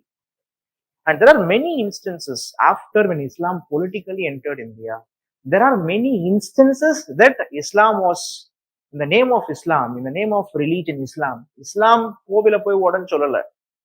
குரான்ல கோவில் உடன் கிடையாது. But these people, they says there is only one God and the God is Allah. In the name of Allah, in the name of jihad, what they are doing here? They are using religion for their political interest. So whenever you use religion for political interest, what will happen? Issues will happen. Communalism will happen. People will fight for their ideology. மதமா இருந்தா பரவாயில்ல. when மதம் முடிச்சிடுச்சுன்னா, அது மனுஷனுக்கு மதத்துக்கு மேல மதம் முடிச்சிடுச்சுன்னா என்ன ஆகும்? It's a complete collapse. So once, this is what happened in medieval. You see how UPSC targets us. They're asking, in the context of communalism that happened in medieval India, the Bhakti and Sufi movements are trying to specify the nature, trying to specify the political nature of India. என்ன சொல்றாங்க? இந்த மாதிரி மதம் பிடிச்சு மக்கள் அடிச்சிட்டு இருக்கும் பொழுது, the Bhakti and Sufi movements of India, the Bhakti saints or the Sufi saints, Bhakti saints are from Hinduism, Sufi saints are from Islam. இவங்க ரெண்டு பேருமே என்ன பண்றாங்களா? இந்த மாதிரி ஒரு அரசியல் புரட்சி வெடிச்சிட்டு இருக்கும் பொழுது இவங்க மக்களை அப்ப இருக்கக்கூடிய பொலிட்டிக்கல் இஷ்யூஸ ஸ்பெசிஃபை பண்ணாங்களா? ஸ்பெசிஃபை பண்றதுன்னு என்ன? நீர்த்து போக செஞ்சாங்க, அமைதிப்படுத்தினாங்களா? அப்ப you should know what is the essence of bhakti movement. These are all questions actually. அழகா எழுதலாம். இது கஷ்டமா இருந்துச்சு அப்ப கேட்கறதுக்கு. This is how. இப்ப கேட்கறதுக்கு நல்லா ஈஸியா இருந்ததுல. இதையே நீங்க எழுதும் போது என்ன ப்ராப்ளம் வரும் சார் அப்படின்னா, you will know many fact actually, you know many concepts actually, but in the examination you don't know what fact has to be written, what concept. ஏன்னா நிறைய மண்டையில இருக்கும் பொழுது நீங்க என்ன பண்ணுவீங்க? எதை எழுதுதுன்னு தெரியலையே அப்படின்னே விட்டு வந்துருவீங்க. புரியுதா? நிறைய மண்டையில இருந்துன்னா நிறைய, அதனாலதான் சில பேர்லாம் நம்ம சொல்லுவோம், இவன் பெரிய ஞான சூன்யண்டா அப்படின்னு. ஆனா அவன் எதுவுமே பண்ண மாட்டான், ஆனா அவன் பயங்கரமா இருப்பான். ஓகே, அப்போ நமக்கு இங்க தேவைப்படுறது என்னன்னா, history subject, especially for your mains, okay, especially for your optional subject, it demands what? Serious writing practice, very serious writing practice. Concept புரியுதா? நீங்க ஏங்க, நான் நடத்துறது 10% தாங்க, ஆனா நீங்க எழுதுறது இருக்குல்ல, உங்களை தொடர்ந்து எழுத வைக்கிறதா நம்மளுடைய வேலை. ஹிஸ்டரி ஆப்ஷனல் நீங்க படிக்கிறீங்கன்னா தொடர்ந்து எழுதிக்கிட்டே இருப்பீங்க அப்படின்னு நினைச்சிட்டு வாங்க. You will write, that's it. I will just I will clarify what the concept is, but you have to write. I have to. ஒரு வாத்தியாரோடைய வேலை நடத்துறது மட்டும் கிடையாது, பின்னாடி இருக்கக்கூடிய தட்டி விட்டு தூக்கி விடுறதுதான் வாத்தியாரோடைய வேலை. ஸோ அந்த வேலையை நம்ம கரெக்டா பண்ணுவோம். புரியுதா? ஸோ இந்த மாதிரியான கான்செப்ட் கோரிலேஷனை தான் நம்ம நடத்துவேன். ஹிஸ்டரி ஆப்ஷன்லாம் எல்லாமே படிக்கணும்ன்ற மைண்ட் செட்டு முதல்ல விட்டுருங்க. அப்படி கிடையவே கிடையாது. எல்லாமே படிக்க தேவையில்ல, no need. You just you take. These are all. This is the 17 years of history, IAS mains and question answer. If you study it, many thing was ignored actually. அப்படின்னா என்ன அர்த்தம்? தேவையில்லாத நிறைய கொடுக்கவே இல்லை. You see certain questions, it will be a question. 2014 they have asked, to what extent segmentary state model relevant for defining the Vijayanagara state? Segmentary state model is nothing but Vijayanagar. இது படிக்கிறதுக்கு ரொம்ப புதுசா இருக்கும். என்னது செக்மெண்ட் ஸ்டேட்டா அப்படின்லாம்? ரொம்ப simple. விஜயநகரத்துடைய ராஜா பேரு ராயா. The Rajas will have the name called ராயா. இந்த ராயாஸ் என்ன பண்ணுவாங்க? இவனுங்க ரொம்ப சோம்பேறி கழுதிங்க. ஏன்னா the Rayas will be here at Hampi. They will have all the territory. This territory will be given to their subordinates. Do you know what was the name of their subordinate? They were all called Nayaka. This Nayaka, இவனுங்க சோம்பேறி கழுதிங்க. இவனுங்க என்ன பண்ணுவாங்க? They will divide their territory to Palayam. So the one who owned that Palayam are called Palayakara or Polygus. What the question is? They are asking, to what extent is the segmentary state model relevant for defining the Vijayanagar state? Which means critically, they are asking critically examine. Appo enna artham? You should say, what is Nayaka system? What is Palayakara system? What is, there is another system called as Ayakar system. Ayakars are none other than they were all the 12 members committees of Vijayanagar. They will be specifically dealing with village administration. This is what they are asking. Another question you see. Why should the 16th century be regarded as the period of Indian Renaissance? This question was asked in mains 2015.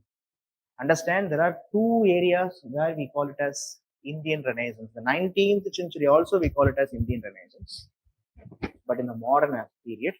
Whereas the 16th century we call it as the age of Indian Renaissance because it was in the 16th century. Understand the point? 16th century, the Vijayanagara Empire, they have given much importance for both trade and commerce and also for arts and architecture. 16th century famous for temple architecture. So many temples were all built.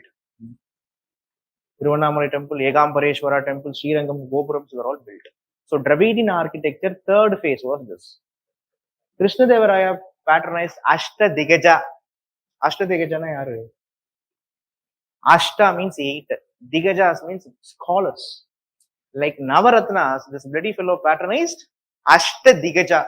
So 8 scholars he patronized. The 8 scholars were all the men of eminence.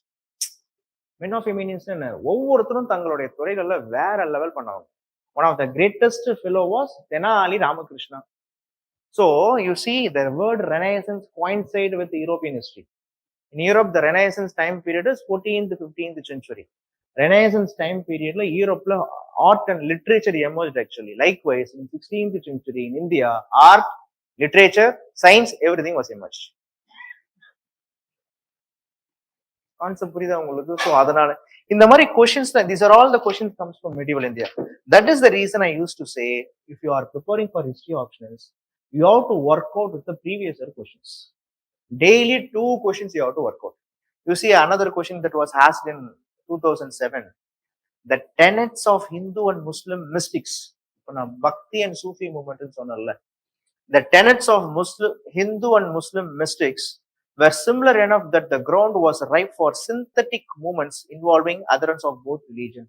They are asking whether the Bhakti and Sufi movements, the concept of what is the concept of Bhakti and Sufi movements, is there really was the synthesis of Hinduism and Islam. உங்களுக்கு இன்னும் புரியுற மாதிரி சொல்லணும்னா, the Bhakti saints know. The Bhakti saints, they accepted every religion. You see Kabir, Guru Nanak, Tulasidas, Mirabai. Okay, they were all the pioneers of Bhakti movements. In the Bhakti movements, there is no gender bias. Regional cultures were promoted. Regional dances were all promoted. Apo, likewise, Islam is said as one of the most orthodox religion, but the Sufi saints in Islam, they were also religious friendly. Sufi saints அப்படின்றோம் எப்படி இந்து மத சாமியார்களை நம்ம பக்தி chains சொல்றோமோ, இஸ்லாத்துல இருக்கிறவங்கள சூஃபி chains சொல்லுவாங்க. அப்போ கொஸ்டின்ஸ் எல்லாம் பாத்தீங்கன்னா மேக்சிமம் இந்த மாதிரி ஏரியால தான் கவர் ஆகும். புரியுதா உங்களுக்கு? Discuss how the Vijayanagara Empire became the cultural capital of South. இதுதான் ரொம்ப கஷ்டமா? கிடையவே கிடையாது. Describe the village polity and economy of medieval Deccan Empire. Deccan is nothing but this area. They are not asking with respect to dynasty. They are saying, describe the village polity and economy of medieval Deccan. Medieval Deccan means, medieval Deccan was dominated by Rashtrakuta dynasty, Chalukya dynasty. Concept purida? So, directly they won't ask. If they ask indirectly also, you should be able to write actually. And then comes, likewise, ரொம்ப சிம்பிளுங்க. ஒவ்வொரு டாபிக்கும் எடுத்துக்கணுங்க. Medieval India எடுத்துக்கிட்டீங்கன்னா இதான் விஷயம். ஒவ்வொரு டாபிக்கும் எடுத்துக்கணும். ஒவ்வொரு டாபிக்லயும் last ஒரு 30 to 40 இயர்ஸ்ல ஒவ்வொரு பர்சன்ஸ் பத்தியும் கொடுத்துருப்பாங்க. இப்ப முகல்ஸ்ன்னு எடுத்துக்கிட்டீங்கன்னா அக்பரை பத்தி ஒரு 10 தடவை கொடுத்துருப்பாங்க. கொஸ்டின் வேற மாதிரி இருக்கும். ஒரு வருஷத்துல எப்படி கொடுத்துருப்பாங்கன்னா, tell me Akbar age was golden age, do you accept அப்படின்னு கொடுத்துருக்காங்க. இன்னொரு வருஷம் what was explain about the Rajput policy of Akbar. இன்னொரு வருஷம் explain about the imperialist policy of Akbar. இன்னொரு வருஷம் what was the contribution of Akbar in the field of art and architecture. Akbar ஒருத்தர் தான். கரெக்டா? அக்பரை பத்தி நீங்க ஃபுல்லா படிச்சாலே என்ன பண்ணிடலாம், அக்பர் யாரு, அவர் என்ன கான்ட்ரிபியூட் பண்ணிருக்காருன்றத தெரிஞ்சுக்கலாம். So the thing is, questions எப்படி கேட்டாலும் அதை நீங்க எப்படி ஆன்சர் பண்றீங்கன்றத பொறுத்து தான் ஓகே மார்க் எப்படி வரும்ன்றது இருக்கு. அப்போ what is the demand here? History ஆப்ஷன்ஸ்ல என்ன பண்ணணும், டெய்லியும் அட்லீஸ்ட் ஒரு 2 கொஷின்ஸ் அது எழுதணும். We will teach, I will write. Okay, at the same time your support is also needed. So this is what comes with respect to paper 1. Paper 2 ல என்ன கேட்பாங்க? What is in paper 2? Yeah, very good. Paper 2, you take it. History option உடைய paper 2 எடுத்துக்கிட்டீங்கன்னா modern India,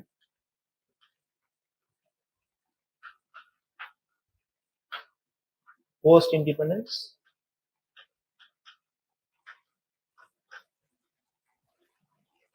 and also with respect to world history. I want to clarify, world history they are asking only from 18th century onwards. To say the truth, syllabus was changed actually before Renaissance and all asked. But இப்போ என்ன கேட்குறாங்க அப்படின்னா, world ஹிஸ்டரியோட டாபிக்லாம் எடுத்துக்கிட்டீங்கன்னா enlightenment and modern ideas. Enlightenment and modern ஐடியாஸ்னா என்ன? Any idea what is enlightenment and modern ideas?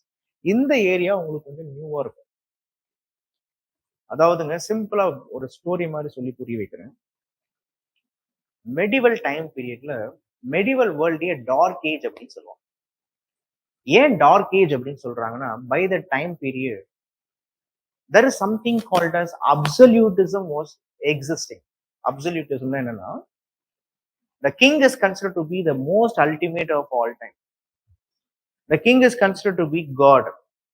The king, we say it as divine rights of the king. கடவுளையும் ராஜாவையும் ஈக்குவேட் பண்ணுவாங்க.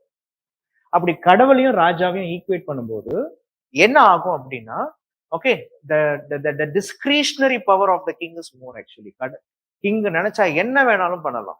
Like king, okay the pope or the religious system also so dominant actually. அப்போ religious system, the monarchy இதெல்லாம் ரொம்ப டாமினண்டா இருக்கும் போது, due to the renaissance 15th செஞ்சுரியில 14th 15th செஞ்சுரியில யூரோப்ல நடந்த ரெனைசன்ஸால the much emphasis for given for science and technology. கண்மூடித்தனமா சில விஷயங்களை நம்புறதை விட்டுட்டு என்ன பண்ணாங்கன்னா, சயின்ஸ் அண்ட் டெக்னாலஜிக்கு இம்பார்ட்டன்ஸ் கொடுக்க ஆரம்பிச்சாங்க. ஹியூமனிசத்துக்கு இம்பார்ட்டன்ஸ் கொடுக்க ஆரம்பிச்சாங்க. இண்டிவிஜுவல் லிபர்ட்டிக்கு, லிபரலிசத்துக்கு இம்பார்ட்டன்ஸ் கொடுக்க ஆரம்பிச்சாங்க.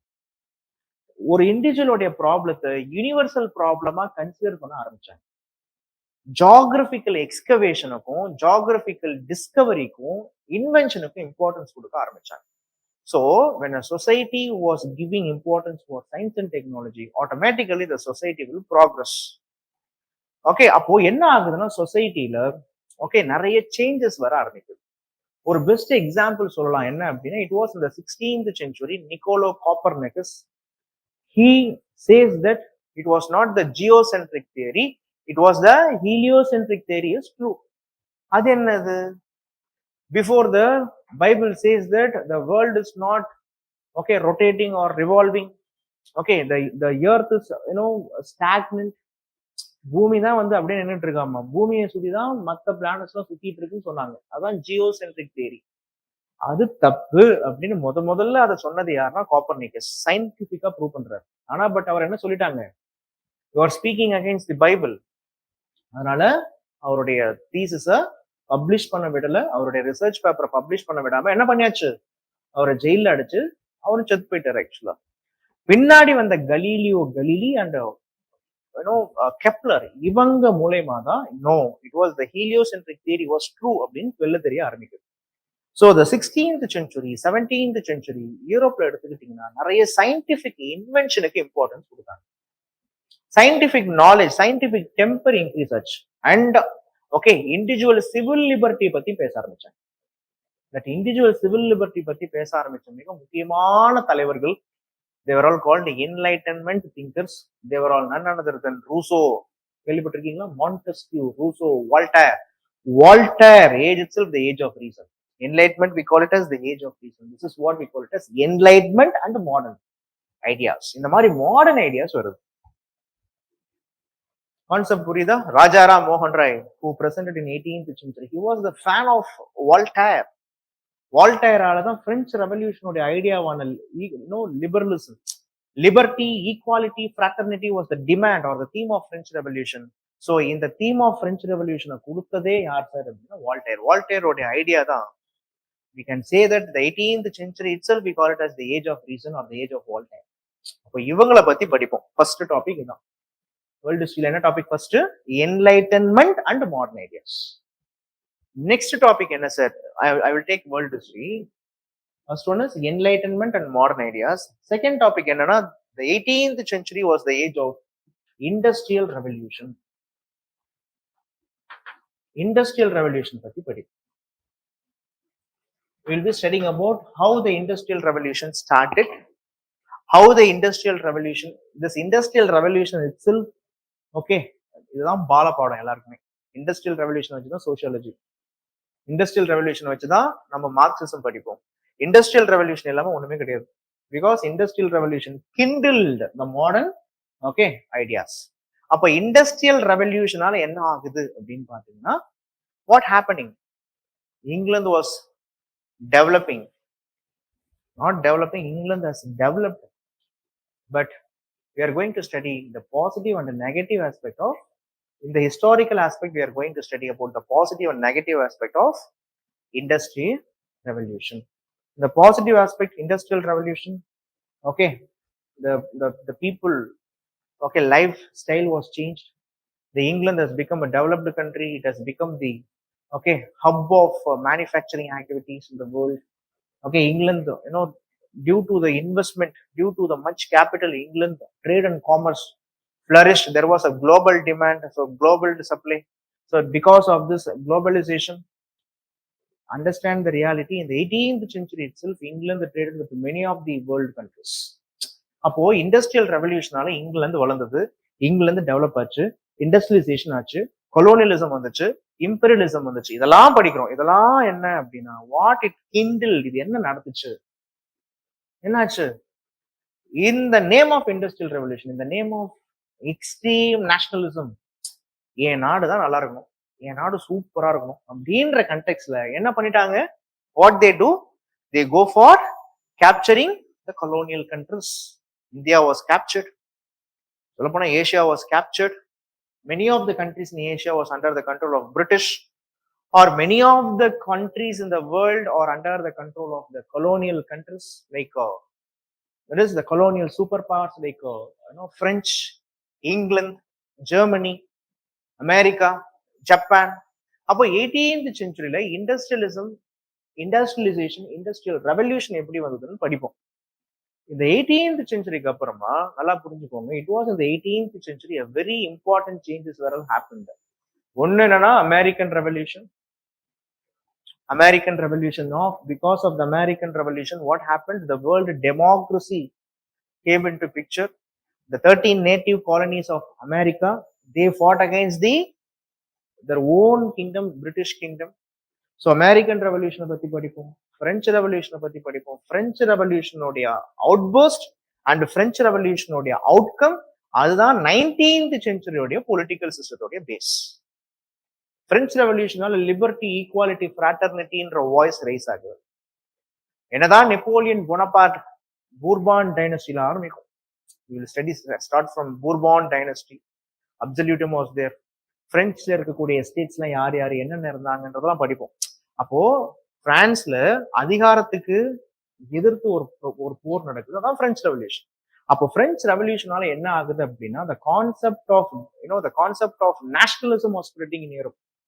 சில பேருக்கு இந்த நேஷனலிசம் வர்றது பிடிக்கல, சில பேர் நேஷனலிசம் வேணும் அப்படின்னு போராடினாங்க. So the 19th century itself, okay, this is the time period in Europe where we see it as the unification of Europe, because 19th century only so many unification things were all happened. Germany was unified, Italy was unified. இந்த நாடுகள்லாம் ஒரு காலத்துல ஏகாதிபத்தியம்னு சொல்லக்கூடிய மொனார்ச்சால rule பண்ணப்பட்டது. Russia, Austria, Prussia, okay, Germany. இந்த ஜெர்மனிக்கு பேரே புரூஷியா தான். இவங்களெல்லாம் ஒரு காலத்துல மொனார்க் சிஸ்டம் தான் ரூல் பண்ணாங்க. இந்த மொனார்க் சிஸ்டத்தை எதிர்த்து நேஷனலிஸ்டிக் ஃபீலிங்ஸ் வருது. நேஷனலிஸ்டிக் ஃபீலிங்ஸ் நம்மளாம் இந்த நாட்டோடைய மக்கள் அப்படின்னு சொல்லக்கூடிய இதெல்லாம் நம்முடைய நாடு, மக்களுக்கான நாடுன்னு சொல்லக்கூடிய ஃபீலிங்ஸ், அந்த தாட் ப்ராசஸ் வருது. So that thought process has kindled the way for unification movements. So the 19th century, many countries in Europe, okay, where they were all crazing for nationalism, and the 19th century, many of the European countries were all developed. So ஒரு பக்கம் development, இன்னொரு பக்கம் nationalism. இது எங்க போய் விடுது அப்படின்னா world war 1. So there are so many reasons for World War I. அப்படின்னும் பொழுது questions UPSC favorite ஆன question. What are all the reasons for the World War I? Understand, they won't ask you with respect to the course of the war. World War I அப்போ யார் யாரு எங்கெங்க போய் குண்டு வெடிச்சது, யாரை போய் சுட்டாங்கன்னு கேட்க மாட்டாங்க. They will ask you about the causes of the war. They will ask you about the causes of the war. எதனால World War I நடந்தது? ஓகேவா? What are all the reasons? Okay, territorial reasons என்ன, political reasons என்ன, military reasons என்ன. Number 2, World War முடிஞ்ச உடனே what World War I was called Great War, but the World War I itself the reason for World War II. இது already கேட்ட ஒரு question. The World War I was called Great War. The World War I itself the reason for World War II. அப்போ இந்த மாதிரி தான் World War கேட்பாங்க, World War II பத்தி கேட்பாங்க. Tell me, Germany responsible for World War II? A favorite question asked by UPSC many of the times.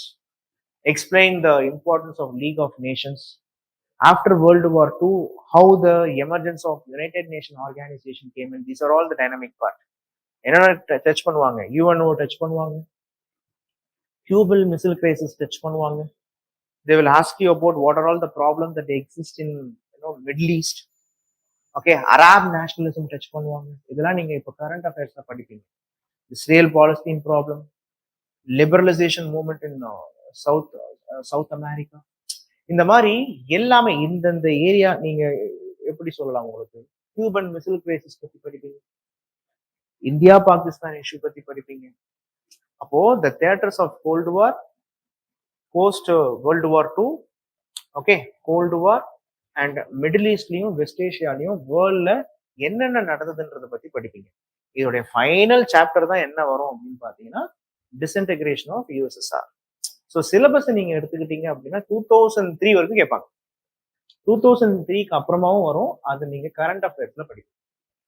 புரியுதா உங்களுக்கு? So world history part அது ஒரு பெரிய ஏரியா.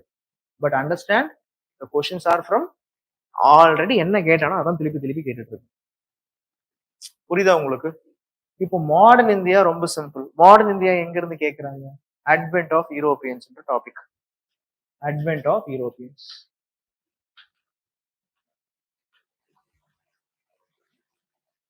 யூரோப்பியன்ஸ் இந்தியாவுக்கு வந்தாங்க. சரி, ஓகே, வந்தாங்க. யூரோப்பியன்ஸ் இந்தியாவுக்கு வரும் பொழுது இந்த 5 யூரோப்பியன் பவர்ல it was in the 18th century. It was in the 18th century.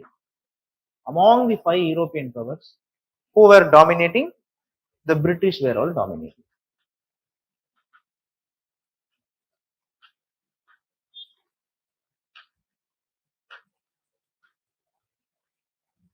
So 18th century,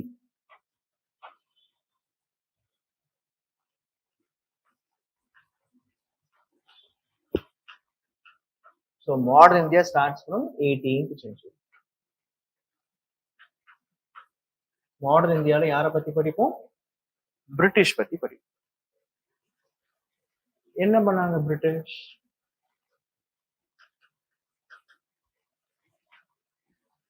they used a certain strategy. Number 1 is war. சண்டை போட்டு நாட்டை பிடிப்போம். What are all the war? Carnatic War, Carnatic அப்புறமா Battle of Plassey, Battle of Buxar, Anglo-Mysore War, Anglo-Maratha War, yes or no? Anglo-Nepal War. இந்த மாதிரி சண்டை போட்டு நாட்டை பிடிக்கிறது ஒரு ஸ்ட்ராட்டஜி. செகண்ட் ஸ்ட்ராட்டஜி என்ன ஃபாலோ பண்ணாங்க? Yes, divide and rule. பிரித்தாலும் கொள்கை. எப்படிலாம் டிவைட் பண்ண முடியுமோ அப்படிலாம் டிவைட் பண்றது. In the name of race, caste, ethnicity, region, religion. So இந்த மாதிரியான வேலைலாம் பண்ணிட்டு இருந்தாங்க. தேர்ட் என்ன பண்ணாங்க? In the name of policies, certain policies called doctrine of lapse and subsidiary alliance. Subsidiary alliance and doctrine of lapse and policy of paramountcy. அப்போ British எடுத்துக்கிட்டீங்கன்னா, okay, இந்தியாக்குள்ளார வரும்பொழுது ஒரு சாதாரண ஒரு ஈஸ்ட் இந்தியா கம்பெனி இந்தியாக்குள்ளார வரும்பொழுது இங்க இருக்கக்கூடிய ரூலர்ஸ் கிட்ட பெக் பண்ணி கெஞ்சு ஒரு ஃபேக்டரி ஒன்று ஓபன் பண்ணணும், பெர்மிஷன் கொடுங்க அப்படின்றதான் வராங்க. இங்க வந்த British after by understanding the exact political vacuum that present in India, in the second half of the 18th century, they are now started to rule our country. இதுதான் விஷயம். அப்போ பிரிட்டிஷால 1757 இருந்து 1857 வரைக்கும் பிரிட்டிஷால யார் யார் பாதிக்கப்பட்டாங்க? இந்தியாவில் இருக்கக்கூடிய ராஜாஸ், இந்தியாவில் இருக்கக்கூடிய president's, tenants, artisans, craftsmen, tribal people. அட, நாட்டில் இருக்கிறவனும் சரி காட்டுல இருக்கிறவனும் சரி, இவர்கள் அனைவருமே பிரிட்டிஷோடைய ஏகாதிபத்தியம் சொல்லக்கூடிய பிரிட்டிஷ் இம்பீரியலிசத்தால அஃபெக்ட் ஆனாங்க. இவங்களுடைய கோபத்தை காமிச்சாங்க. எப்போ காமிச்சாங்க? கரெக்டா 1857 காமிச்சாங்க. அதனாலதான் 1857 நாமோ the first war of independence அப்படின்னு சொல்லுவோம், or the great war or the great revolt of 1857 அப்படின்னு சொல்லுவோம். But even though we say the great revolt of 1857 as the first war of independence, how the questions will be coming, everything was analytical, everything was factual, sorry, everything was analytical and everything was logical questions will be coming. They will ask you, do you believe that 1857 was the first war of independence? Justify. நம்ம எது ஒண்ணு fact இது வரைக்கும் படிச்சுட்டு இருக்கோமோ அந்த ஃபேக்டை எல்லாத்தையுமே என்ன பண்றாங்க, ஒரு அட்வொகேட் மாதிரி தான் நீங்க இப்போ ஒர்க் பண்ண போறீங்க. ஹிஸ்டரி ஆப்ஷனல் அப்படின்றது ஒரு ஸ்டேட்மெண்ட் இருக்கும். அந்த ஸ்டேட்மெண்ட்டுக்கு பின்னாடி இருக்கக்கூடிய பேக்ரவுண்டை எஸ்ஆர்னு சொல்ல போறீங்க. எக்ஸாம்பிள் இப்போ நான் சொல்றேன். You see the questions how they have asked in British time period. They are asking, you see, in 1857 the rebel sepoys showed a remarkable centripetal tendency to congregate at Delhi. Do you agree? அப்படின்னு கேட்கலாம். எல்லாமே நம்ம கிட்ட தான் கேட்பான். ஐயா இதெல்லாம் நீங்க நம்புறீங்களா? ஆமா நம்புறோம்னா ஏன்? டெல்லியில இருந்துதான் ஆரம்பிச்சுதா அப்படின்னு கேக்குறாங்க. சரி, okay. The tribals revolted more often, 2011 கேட்ட question. Tribals revolted more often and for more violently than any other community including peasants in India. இந்தியாவில் இருக்கக்கூடிய கம்யூனிட்டிஸ்லயே பெசன்ஸை விட, ராஜாஸை விட ட்ரைபல் பீப்புள் தான் ரொம்ப வயலண்டா பிரிட்டிஷ் அப்போஸ் பண்ணியிருக்காங்க. இதை நீங்க நம்புறீங்களா இல்லையா? ஆமா அப்படின்னா என்னன்னு கேட்போம். You have to write the history of who were all the tribals, which regions they belong to, what was their livelihood. The tribals depended on hunting and food gathering. The tribal depended on, certain tribals, they depended on, they were all herders. They were all forest dwellers. They believed on the forest byproducts. இவனுங்கிட்டையும் போய் revenue கொடுத்து கேட்கறான் British. And certain areas, the tribals were all converted to different religions, Christianity. Certain time period, the tribals were all converted as a indentured laborers. ஒப்பந்த தொழிலாளர்களா மாத்திட்டான். இந்தியாவில இருந்து அவங்களுடைய ரீஜன்ல இருந்து வெளிநாட்டுக்கு அனுப்பிச்சிட்டாங்க. So what the tribal people will do? They were all fighting for their rights, fighting for their livelihood. In certain areas, the tribal rehabilitation program and all not at all concerned. In the name of forest laws, the British squeezed them. நிறைய பேர் என்ன பண்றாங்க, மதமாற்றம் பண்ணி நிறைய பேர் அவங்களுடைய own பர்பஸ்க்காக யூஸ் பண்ணிக்கிறாங்க. would have seen the movie called Triple R. Got it?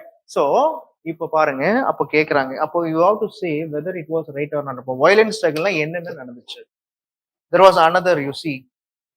So we are just going to study about, yeah, these are all the 1857 revolt. So these are all the things happened.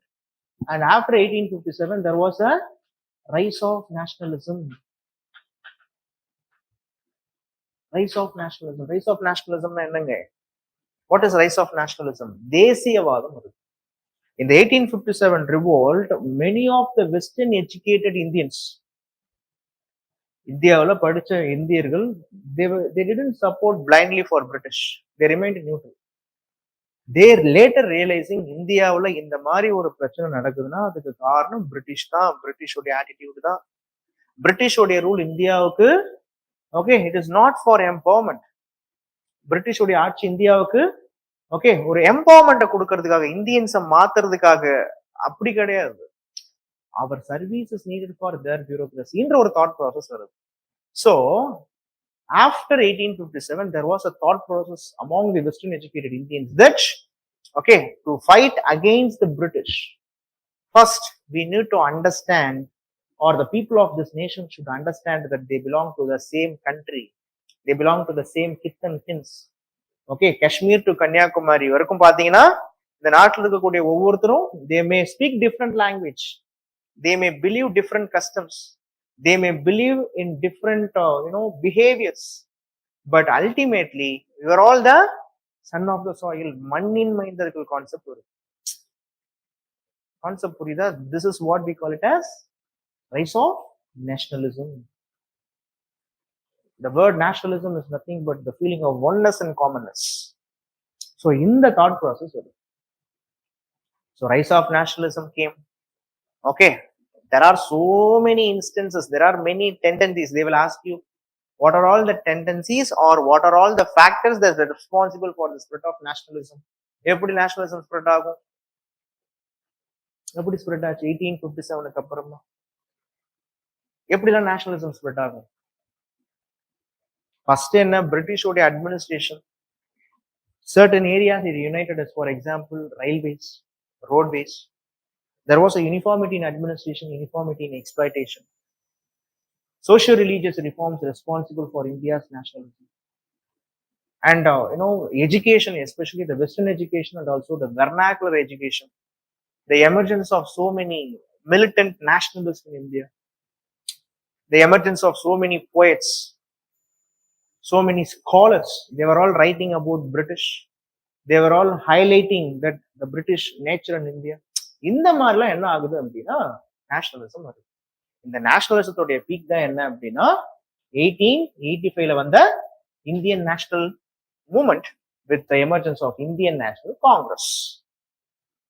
So this 1885 to 1947, this is the time period we are going to study about how the Congress and along with the other important organizations that are responsible for India's freedom. And this Congress itself was divided into three phases. Moderate phase in padipom, extremist phase in padipom, and finally it was called the Gandhian phase. Moderate, extremist and Gandhian phase. இது தவிர்த்து இல்லாம என்னென்ன படிப்போம் அப்படின்னா, what is the revolutionary terrorism in India? And after this phase, we are entering into the post-independence consolidation. Up to 1947, we will be studying about how India got independence. What are all the British atrocities? After 1947, we will be studying about what are all the Indian atrocities. Okay? So how the system of nation building came in, what are all the challenges and issues faced by the initial Congress governments, how, okay, India showcased itself that she was a global power, she was a globally, okay, democratically country. Many said in 1947 that after Nehru, India will be no more. Okay, but after Nehru also we sustained. And we will be studying about what are all the reasons of, okay, Indo-China war, Indo-Pak war, Okay, and what is the lessons that India learned after these wars? The emergency is a pretty படிப்போம். So this post independence consolidation is a club of, okay, the polity, Indian society, okay, current affairs, what and all you study. So this is what about with respect to history options. So if you look at it, the questions will be, there was a question in post independence, Jai Jawan, Jai Kishan. This was the famous statement of our famous Shastri, Lal Bahadur Shastri. They are saying that what is the statement, why it is meant for. ஏன் அவர் அதை சொன்னாருன்னு கேக்குறாங்க.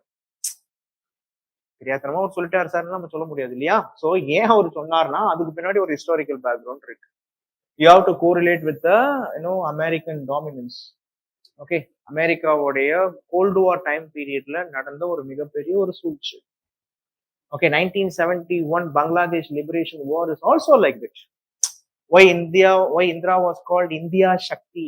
Our great Atal Bihari Vajpayee, he says that Indira was India's Durganar. What is the reason?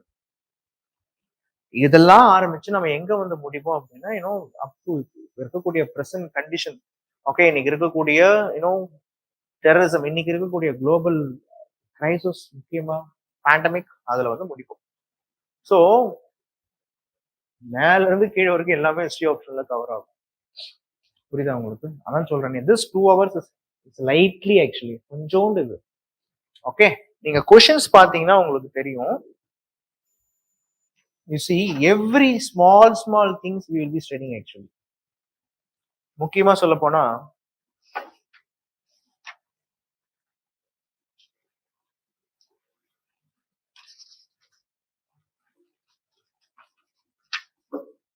yeah, there was a topic called caste and ethnicity after 1947.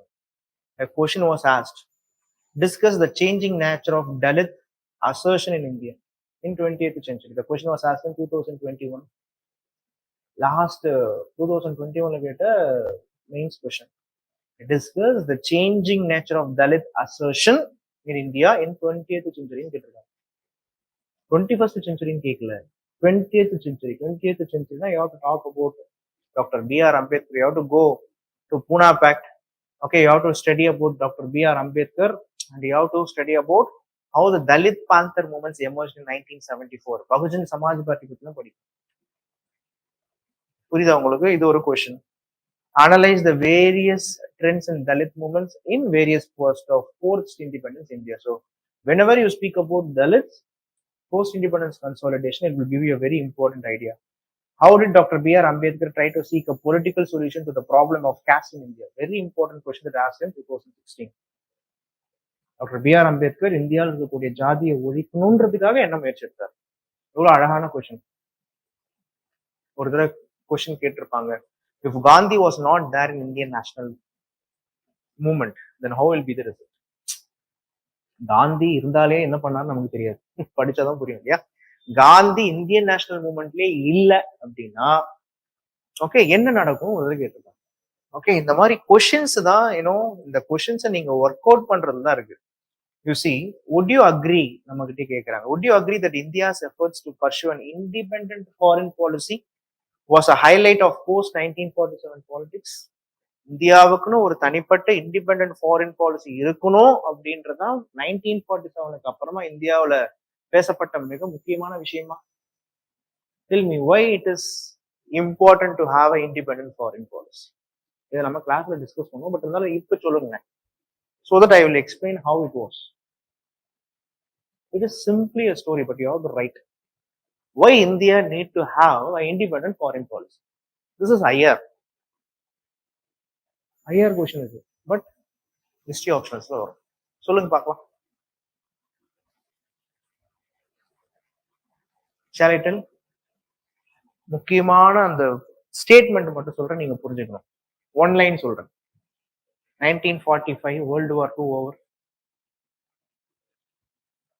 After World War II, emergence of bipolar world. Bipolar world என்ன? ஒன்னு USA, இன்னொன்னு Russia. நான் அப்படியே எழுதி போடுறேன், உங்களுக்கு புரியும் பாருங்க. நான் அதனாலதான் சொல்றேன், நான் நிறைய எழுதுவேன், நீங்களே பாருங்க. keywords தான் 1945 World War II over, Cold War வந்துச்சு. Cold War time periodல the emergence of bipolar world. ஒன்னு USA, இன்னொன்னு USSR. USSR உடைய ஐடியாலஜி என்ன? கேபிட்டலிசம். USSR உடைய ஐடியாலஜி என்ன? Communism. Socialism and communism. Socialism or communism. சரி, அப்போ கேபிட்டலிசம் தான் USA உடைய ஐடியாலஜி. பட் நான் கேபிட்டலிசம் ஸ்ப்ரெட் பண்ண போறேன்னு அமெரிக்கா எப்பயுமே சொல்லவே மாட்டாங்க. We will follow democracy. We will see the democratic ideals spread all over the world, and we will see that the communism should never oppose democracy. ஏன்னா எங்கெங்கெல்லாம் டெமோக்ரஸின்னு இருக்கோ அங்கெங்கெல்லாம் சுதந்திரம் இருக்கும், அங்கெங்கெல்லாம் சாய்ஸ் இருக்கும். எங்கெங்கெல்லாம் சாய்ஸ் இருக்கோ அங்கெல்லாம் ஆப்பர்ச்சுனிட்டிஸ் இருக்கும். எங்கெங்கெல்லாம் ஆப்பர்ச்சுனிட்டிஸ் இருக்கோ அந்த இடத்துல growth இருக்கும். எங்கெங்கெல்லாம் growth இருக்கோ அங்க ப்ராஃபிட் இருக்கும். எங்கெங்கெல்லாம் ப்ராஃபிட் இருக்கோ அங்க ப்ராஃபிட் மேக்கர் இருப்பான். எங்கெங்கெல்லாம் ப்ராஃபிட் மேக்கர் இருக்கானோ அங்க கேபிட்டலிஸ்ட் வந்துடும். சொல்றது புரியுதா புரியல உங்களுக்கு? என்ன கிளாஸ்ல என்ன நான் எலாபரேட் பண்றேன். அப்போ USA கேபிட்டலிசம் தான் வேணும்ன்றான். ஆனா டைரக்டா கேபிட்டலிசம் சொல்ல மாட்டான், ஏன்னா அவன் ஃப்ராட். ஓகே, அதனால என்ன சொல்றான்? We will uphold the democracy. இப்ப புரியுதா? அமெரிக்கா இன்னைக்கு வரைக்கும் தான் சொல்லிட்டு இருப்பாங்க. பட் வேற இவங்க என்ன சொல்றாங்க? USSR இவங்க they basically come from Marxian ideology.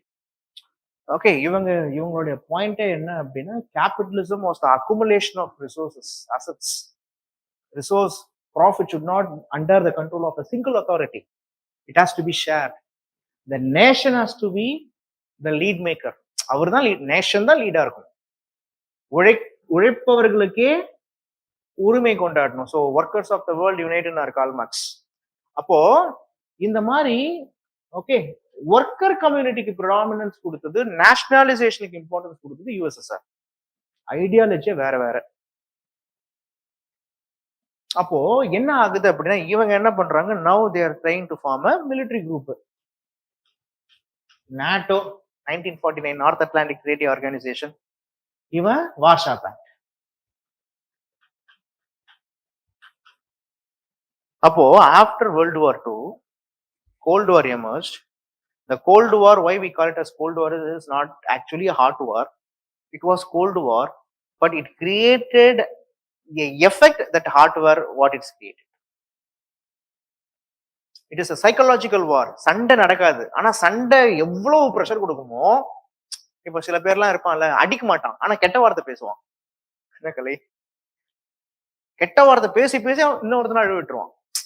அப்போ அடிச்சா எவ்வளவு வலிக்குமோ அதே மாதிரி வார்த்தையும் காயப்படுத்தும் இல்லையா? அதே மாதிரி தான் this Cold War. It was not a hot war, but the impact that Cold War created, it was a very big psychological effect. By this time only India got independence. நம்ம நேரு உட்காந்து யோசிக்கிறார், இவனுங்க ரெண்டு பேரும் பஞ்சாயத்துக்கு போனா நம்ம சொல்லி முடிச்சு விட்டுருவாங்க. பிகாஸ் நீ நாட்டோக்கு போனா, because Russia was, Nehru, understand the thing that Nehru was a socialist. Indian nationalism lay, Nehru was a socialist. Subhas was a socialist. Nehru always showcased himself as a pro-socialist, pro-democratist. Concept புரியுதா? அப்போ bro போராதனை காமிச்சு பாரு அவரு. இந்த மாதிரி என்ன ஆகுது அப்படின்னு பாத்தீங்கன்னா, இவங்க பஞ்சாயத்துக்கு போனா problem. There need to be an independent foreign policy யோசிக்கிறாரு Jawaharlal Nehru. What is that independent foreign policy? It is non-aligned movement. Because these are all முதலாம் உலக நாடுகள், first world countries. நிறைய பேருக்கு இது என்னன்னே தெரியாது. First world countries are the countries which supports for capitalism. Second world countries are the countries that supports for socialism or communism. Third world countries வறுமையில் உழன்று தவழ்ந்து அப்பதான் ரிலீஸ் ஆயிருக்காங்க. அப்பதான் this is the time period after 1945 decolonization was there, liberal movements were all coming. இப்பதான் independence ஆயிட்டு இருக்காங்க. இந்த இண்டிபெண்டன்ட் ஆகக்கூடிய குட்டி குட்டி நாடுகளை அமெரிக்கன்ஸும் USSR என்ன பண்றாங்க? என்கிட்ட வா, டேய் என்கிட்ட வா, புரியுதா? மிரட்டுறது. ஓகே, என்ன பண்றாங்க? மிலிட்டரி குரூப்ஸ் ஃபார்ம் பண்ணாங்க. Now India thinks, Nehru thinks, already India was under the verge of British colonialism for last 250 years. Already India lost many things. There's nothing to lose. And even during the independence, the cricket match Marida. Okay. The year of 1947, the British left India, but they, they created a permanent problem for India and Pakistan. So already we faced a lot of heat. The partition problem itself not over. So if we go and join to any of the superpower, definitely it will create enmity, antagonism. So India was not a land for it. So he thought India should always follow a neutrality. It doesn't mean that India will kept aloof from all the world affairs. நாங்க இனிமேட்டு எதுக்கும் வரமாட்டோம்பா அப்படின்னு சொல்லவே கிடையாது நேரு. நீங்க என்ன தப்பு வேணாலும் பண்ணுங்க, நாங்க கண்டுக்க மாட்டோம் அப்படின்னு நேரு சொல்லவே இல்லை. உங்களுடைய மிலிட்டரி ஆர்கனைசேஷனுக்கு நாங்க வரமாட்டோம். ஆனா வேர்ல்ட்ல என்ன ப்ராப்ளம் நடந்தாலும் India will always raise its voice. So this particular ideology, it was attracted by many third world countries. Third world countries are the countries that was under the control of colonial rule for centuries, and it was in the verge of poverty. வறுமையில் இருக்கக்கூடிய ஆப்பிரிக்காவில் இருக்கக்கூடிய ஏசியாவில் இருக்கக்கூடிய மூன்றாம் தர நாடுகள் தான் நாம்ல வந்து ஜாயின் ஆகும். கான்செப்ட் புரியுதா? இதுதான் உங்க கொஸ்டின் கேட்டுச்சு. இப்ப பாருங்க, would you agree that India's efforts to pursue an independent foreign policy was a highlight of the post 1947 politics? ஆமா, yes. Because if India goes for any of the groups, then definitely it should spend its full time. Listen, after 1947, Nehru, we know that the first fire plan or the second fire plan, particularly made by the Nehru government to develop ourselves. If we engage in this war, what will happen? Everything will collapse. அதனால independent foreign policy is the must of the hour, need of the time. So this is how you have to give justification. So finally, coming to the point, my dears, you are going to learn many more things. I cannot tell everything in this 2 hours of demo session, because history is like a ocean. Okay, you have to swim. Okay, ஒரு புலியில போட்டாதான் தெரியும் இல்லையா? So அதனால only in the classes I can give you a proper justification for the every topics, and you can believe me. And I'm an assistant professor by profession, and I have cleared UGC NET actually. So I have in this teaching field for more than 8 years. So you can believe us. So others we will see in the class actually. So thanks for this orientation. Okay, thanks for your time. Thank you. We'll see in the next class. Bye. Thank you.